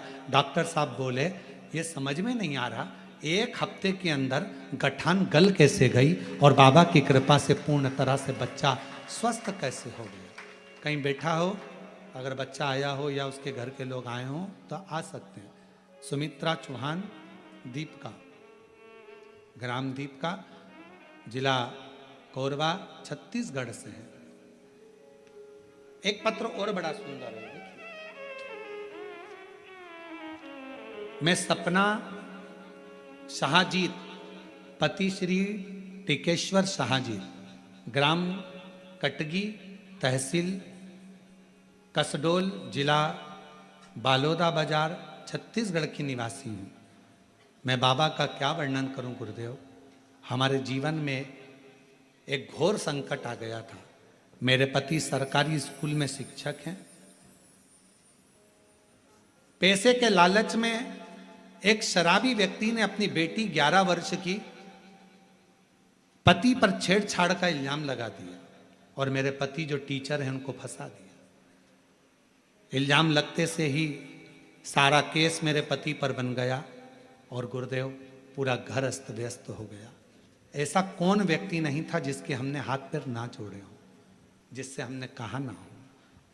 पति भी रोता रोता कहता है कि मैंने कोई स्पर्श नहीं, कभी बातचीत नहीं, उस बच्ची से वो बेटी के तुल्य है, फिर ये कैसा हो गया। पर शराबी व्यक्ति ने धन के लालच में उसने सब ऐसा कर्म कर दिया गुरुदेव। सब अपशब्द कहते हैं, ताना देते, आड़ा टेढ़ा कहते। एक दिन बैठी बैठी रो रही थी दरवाजे के बाहर। एक बहन जी निकल कर जा रही थी शंकर के मंदिर। शाम को थाली उसके हाथ में थी। मेरे से कहती है, जी आप यहाँ बैठी रोती रहती हो, पशुपति व्रत क्यों नहीं करती हो। मैंने पशुपति व्रत किया। कुनकरी मयाली गांव में पंडाल में कथा सुनने का उस स्त्री ने मुझे बोला था, तो मैं पंडाल में कथा सुनने गई। बाबा से विनती करी। सब कह रहे हैं कि लंबा केस चलेगा, नौकरी नहीं मिलेगी और 3-4 साल केस में निकल जाएगा। पर बाबा तू कहता है ना कि कथा के पंडाल में जो मांगा जाए वो मिलता जरूर है। मैं भी कुंकुरी की कथा में हूं, मयाली आई हूं। बाबा कृपा करना, मेरे पति की वापिस नौकरी लगा देना, सारा केस निपटा देना। बाबा तुम सत्य को मानते हो ना शिव। सियोर वाला महाराज कहता है सत्यम शिवम सुंदरम होता है।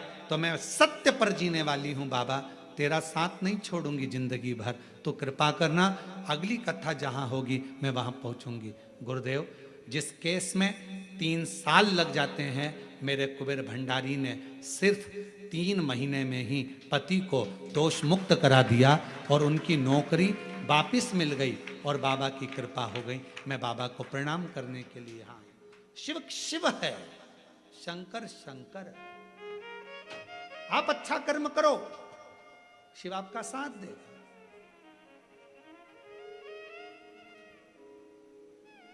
कोई कितना भी इल्जाम लगाए, आप शब्द बोले, ताना दे, गाली दे, दुनिया का काम है तुम्हारे पर आक्षेप लगाना।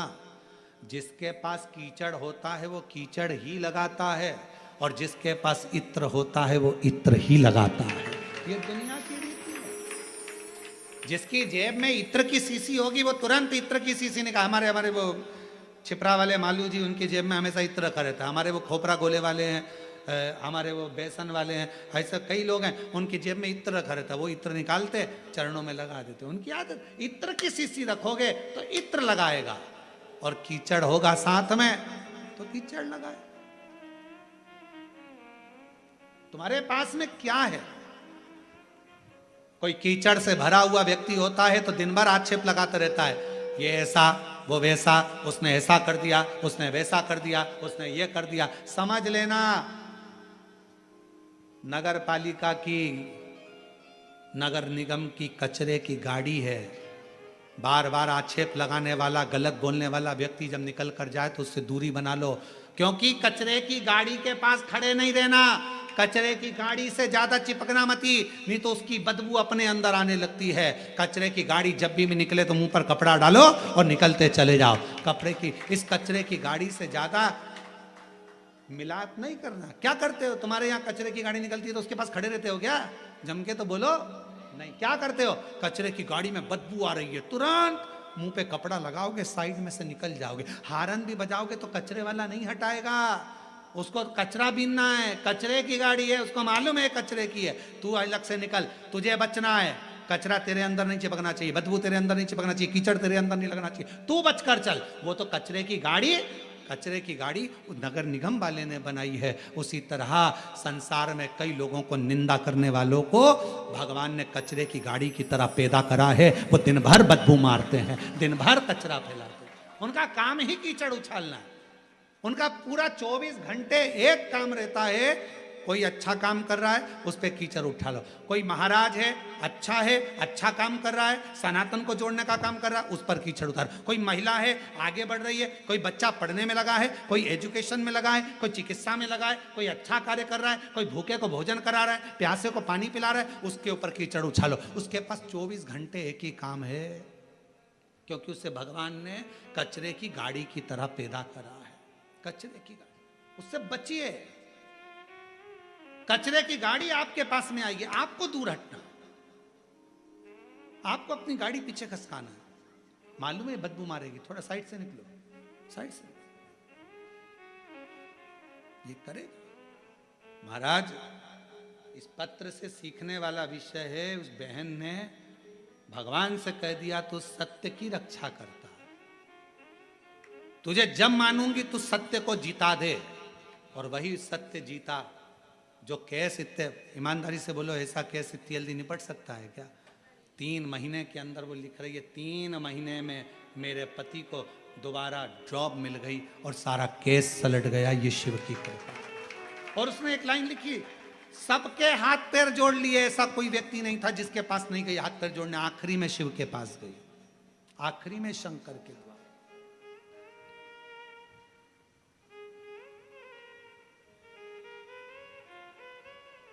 और हो पालन हारे निर्गुण तुमरे बिन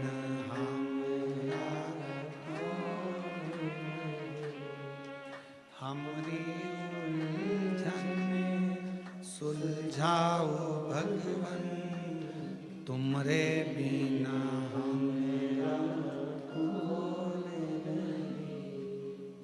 पालनहारे निर्गुण न्याय, तुमरे बिना हमरा। आप उसके अधीन हो। अच्छा मित्र भी गुरु होता है, अच्छा रिश्तेदार भी गुरु होता है।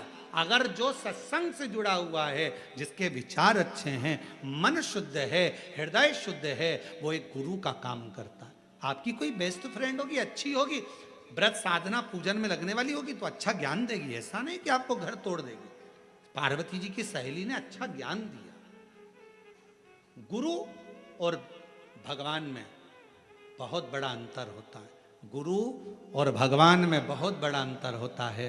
गुरु तुम्हें मंदिर जाना सिखाता है, गुरु तुम्हारे हाथ में माला पकड़ाता है, गुरु तुम्हें पूजन करने का विधान बताता है, गुरु तुम्हें कथा सुनने में मन लगाने का कहता है, गुरु तुम्हें मंदिर तक भेज देता है। और भगवान क्या करता है? गुरु माला पकड़ाएगा, भगवान माल पकड़ाएगा। समझते हैं ना? जरा बहुत समझदारी का ध्यान देना। शिव पुराण है। गुरु क्या पकड़ाएगा? माला। भगवान क्या पकड़ाएगा? माल। गुरु क्या पकड़ाएगा? मंदिर का द्वारा। मंदिर जाओ, 1 लोटा जल चढ़ाओ। और भगवान क्या पकड़ाएगा? गाड़ी का स्टेयरिंग, गाड़ी, बंगला, जायदाद।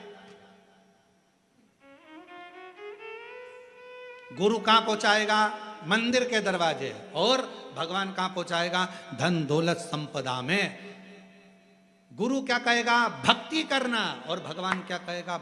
भगवान सोचेगा अगर ये भक्ति में लगा रहेगा तो इसको मुझे देते ही रहना पड़ेगा, इसको भक्ति से हटाना जरूरी है। तो भगवान क्या करता है कि तुम्हें माला से हटाकर माल में फंसा देता है। भगवान क्या करता है? मंदिर जाते जाते जब तुम्हारा काम हो जाता है तो मंदिर जाना बंद करवा देता है, तुम्हें व्यस्त करा देता है। फिर भगवान क्या करता है? तुम कथा में मन लगाते रहते हो तो भगवान धीरे धीरे तुम्हारे मन को कथा सुनते सुनते उच्चिष्ट कर देगा। तुमको लगेगा बहुत सालों से सुन रही हूँ, 2 साल हो गए, 4 साल हो गए, अब मन उच्चिष्ट होने लगेगा। तो धीरे धीरे उच्चिष्टता आने लगती है। अर्थात भगवान तुम्हें कथा से दूर करेगा, मंदिर से दूर करेगा, सत्संग से दूर करेगा। क्यों? क्योंकि भगवान को मालूम है अगर ये मेरा भजन करती रहेगी, भक्ति करती रहेगी, कथा सुनती रहेगी तो मुझे देते रहना पड़ेगा। इसको पहले भक्ति में से हटाऊंगा तो ये देना मुझे बंद करना पड़ेगा। मैं देना कब बंद करूंगा? जब ये भक्ति से मन को हटाए। ये भक्ति से मन को हटाए, मैं देना बंद करूं।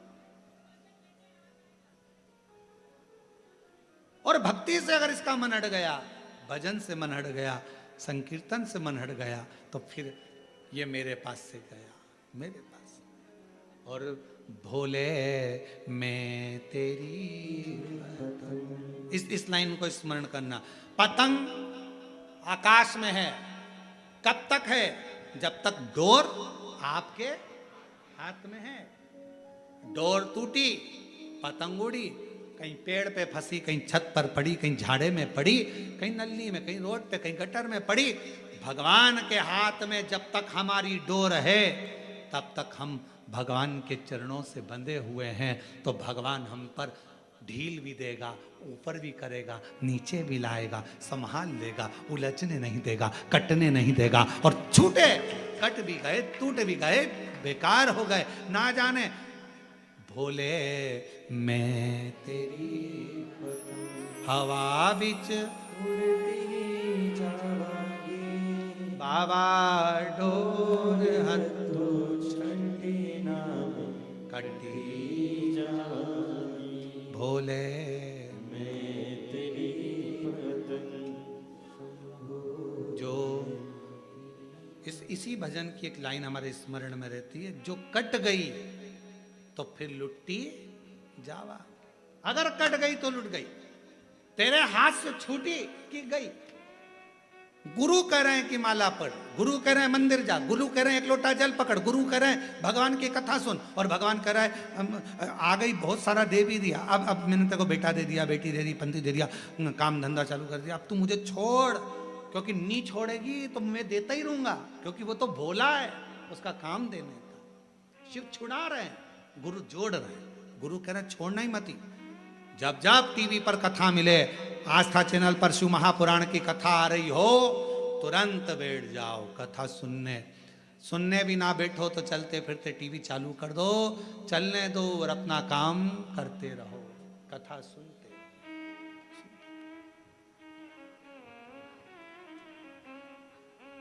कोई अच्छा गुरु मिले जीवन में, वो जोड़ देगा।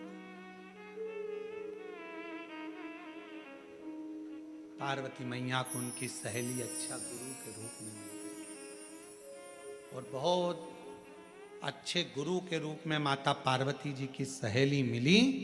तो पार्वती जी की सहेली ने कहा कि पार्थिव लिंग की आराधना करो। कोई अच्छा पहचान वाला मिले ना, जो भगवान को जानता हो, उसका संग जरूर करो। पहले ऐसा नियम था, तुम्हारे छत्तीसगढ़ में था कि नहीं था हमको नहीं मालूम। पहले ऐसा नियम था, शादी में सोना खरीदने जाते थे तो जो सोने के परखदार होते थे उसको लेकर जाते थे दुकान पे। तुम चलो जीजी, तुम अच्छे से देख लोगी, काका जी, मामा जी, बहू का सोना लेना है, बेटी की झुमकी लेना है, ये करना है, तुम चलो सोना की परख कर सकते। बोलो बोलो सही है। कपड़ा लेने जाते थे तो परखदार को ले जाते थे, बड़े भैया को लेके जाना, कपड़े की परख उनको बहुत ज्यादा है, कौन सा कपड़ा अच्छा रहेगा पानी में, कौन सा सुखड़ेगा नहीं, मालूम पड़े धोया और सुकड़ गया, बड़े भैया को लेके जा, उनको कपड़े की परख है। फ्रिज लेने जाते थे तो घर के कम से कम 8 लोग जाते थे, 4-6 लोग फ्रिज लेने। क्यों? कोई परखैया को ले जाओ, लाइट वाले को, उसको मालूम है कौन सी कंपनी का अच्छा रहता है, कौन सा पावर होता है, कौन सा क्या होता है, कौन सा, परखदार को लेकर जाते। याद रखना, सोना लेने जाओ तो परखैया को लेकर जाओ, इलेक्ट्रॉनिक सामान लेने जाओ तो परखैया को लेकर जाओ, कपड़े लेने जाओ तो परखदार को लेकर जाओ। उसी तरह शंकर की कथा भी सुनने के लिए जाओ तो साथ में उसको लेकर जाना जो थोड़ा परखैया हो, भगवान की भक्ति में रमा रहता हो, शिव की भक्ति में लगा रहता, उस परखैये को लेकर जाओ। अब तुम साथ में ले गई ऐसी जीजी को जिसका मनी कथा में चलना चलना, कितनी देर से महाराज बोले ही जा रहा, बोले ही जा रहा। एक जगह कथा करने का एक महिला आ गई, महिला बोली गुरुजी कथा में आगे आगे बैठ के खूब रो रही वो, खूब। हमसे सहन नहीं हुआ तो हमने पूछा बाद में उससे, तू इतना क्यों रो रही है कथा में? हम तो कथा रोने की बोलते ही नहीं है, तू क्यों रो रही है? कहा गुरुजी मेरे पास में एक पाड़ा था, भैंस का बच्चा हुआ था पाड़ा, वो भी ऐसे ही 3 घंटे तक टर टर टर टर करता रहा, आखिरी में वो पाड़ा मरी गया। मैं इसलिए रो रही हूं, तू भी 3 घंटे से चिल्ला रहा है। तो जिसके समझ में नहीं आए, महाराज और पाड़ा एक जैसा लगता है, जिसके नहीं समझ में उसके पाड़ा और महाराज एक जैसा।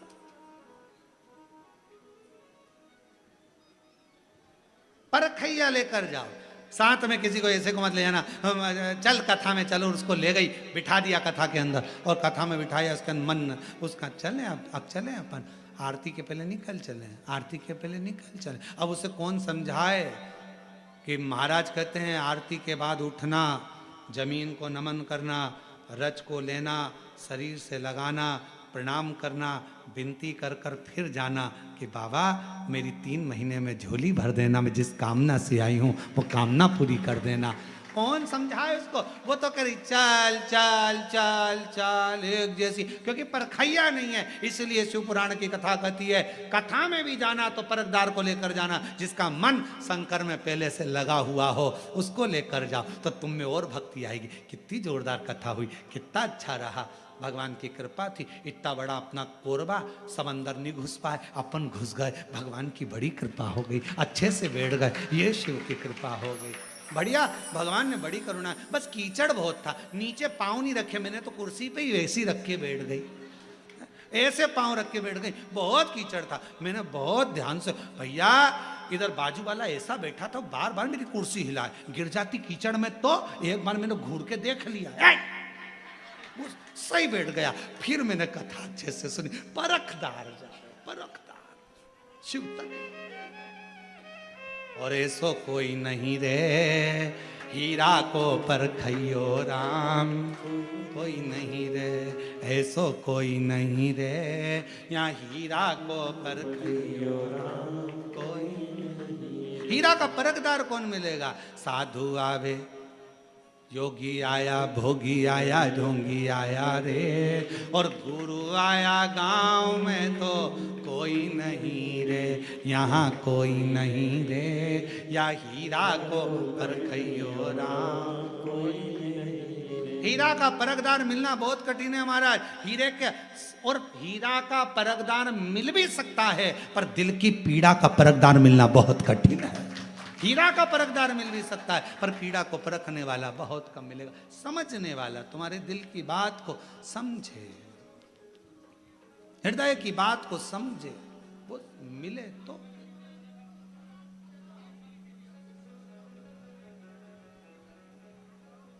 समझने वाला महाराज, शिव तत्व है, शंकर की करुणा है, शिव कथा है। तुम आना भोले बाबा मेरे मकान में, तेरा डमरू डम डम बाजे सारे जहान में। बाबा तुम आना तो ऐसे आना, तुम पार्वती को लाना, तुम बोलो, सब बोलो, तुम दोनों मत बोलो, सब बोलो। तुम पार्वती को लाना, तुम पार्वती को लाना, संग गणपति को लाना, संग गणपति को लाना मेरे, तेरा डमरू डम डम सारे। बस बाबा से निवेदन करना, आप आओ मेरे हृदय के मकान में, मेरे दिल के मकान, मेरे हृदय में बैठो। बाबा तुम लक्ष्मी जी को लाना, नारायण जी को लाना मेरे,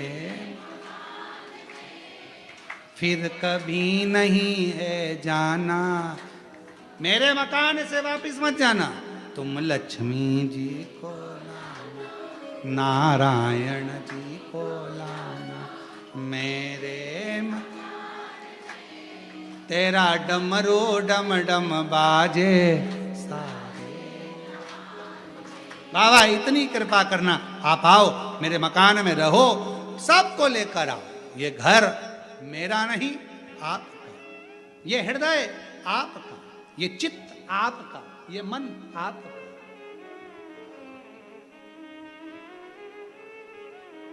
शिव शंकर का ओगड़दानी शंभू की कथा कर रही है। पार्वती जी ने सुन लिया, सखी का कहना माना, और जो पार्थिव लिंग का पूजन करा, पार्थिव लिंग का पूजन, फिर सबसे कहें पूरे भारतवासियों से जितने कथा सुन रहे हैं, 23 जुलाई को शाम को 7 बजे से 8 बजे तक पार्थिव लिंग ऑनलाइन पूजन में जुड़ना। अपने घर की जो मट्टी हो उस मट्टी को उठाकर शिवलिंग बनाकर 7 बजे बैठना, पूजन करना, बाबा की आराधना करना। फिर देखो मेरा बाबा साल भर में कितनी संपदा, कितना वैभव, सब कार्य सिद्ध करता है। मेरा शिव है, शंकर है, वो घड़दानी है, वो शिव है। शिव कथा कर रही, भगवान शंकर का चरित्र करा, मां पार्वती जी ने स्वीकृत किया, और माता पार्वती जी ने अपनी सहेली, अपनी सखी को गुरु मानकर उसकी ही बात को स्वीकार किया। और बात स्वीकार कर कर माता पार्वती जी ने पार्थिव लिंग का पूजन करना प्रारंभ करा। और उस पार्थिव लिंग का पूजन का फल कितना मिला कि देव अधिदेव महादेव पार्वती जी को प्राप्त हो, स्वयं शिव। माता पार्वती जी जब शिव जी से वर प्राप्त कर ली कि मैं तुम्हें लेने के लिए आऊंगा और तुम्हारा विवाह मेरे साथ ही होगा, तब पार्वती जी अपने पिता के साथ, हिमालय राज के साथ अपने भवन में चले। समय बीतता गया, भगवान ओघड़दानी, शंभु, उत्तरकालदर्शी, कैलाशी, अविनाशी शंकर भगवान जब मंगल विवाह का समय आया तो बारात लेकर पहुंचे और शिव जी का विवाह पार्वती जी के साथ हुआ। अब देखिएगा जरा, शिव महापुराण का एक छोटा सा प्रसंग कितना सुंदर वर्णन कर रहा है कि शिवजी पार्वती माता को लेकर चले। सबसे पहले पार्वती माता को लेकर शंकर भगवान गए तो काशी गए, महाशमशान, महामशान, महाशमशान काशी में बाबा विश्वनाथ की धरा पर बाबा विश्वनाथ पार्वती जी को लेकर गए। और पार्वती जी उस पवित्र धरा पर पहुंचती हैं तो शिव जी उनको देखते हैं। शंकर भगवान को लगा एक सौभाग्यवती नारी, स्त्री जिसका अभिमंगल विवाह हुआ, शादी हुई, क्योंकि भगवान शंकर जानते थे माता सती को विवाह के बाद में कुंभज ऋषि के यहाँ लेकर गया था, और कुंभज ऋषि के यहाँ जाने के बाद माता सती ने अपने शरीर को त्याग दिया था। सती ने शरीर को छोड़ दिया था। तो शिव जी को लगा, भगवान शंकर को लगा, जरा मैं भी तो देखूं।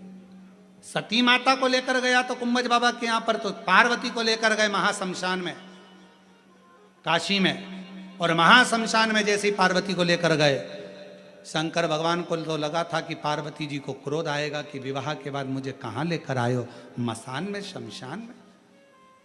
पार्वती को तो क्रोध आना चाहिए, पर माता पार्वती जी को क्रोध नहीं आया, बिल्कुल क्रोध। शिव जी ने पूछा, पार्वती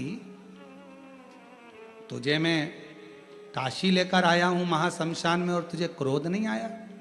पार्वती जी कहती हैं, क्रोध किस बात का करूं, जब मेरे पूर्व में जो पिता रहे हैं दक्ष प्रजापति, उन्हीं ने आपको श्राप दिया था कि शमशान में निवास करोगे। जब आपको खुद ये मुझे मालूम है कि श्राप लगा है शमशान में रहने का, तो क्रोध किस लिए? और ये तो वो भूमि है जो दुनिया का व्यक्ति कभी अगर आएगा भी नहीं तो लोग उसे बांध कर लेकर आएंगे, पर आएंगे जरूर। ये तो वो भूमि, ये कोई साधारण।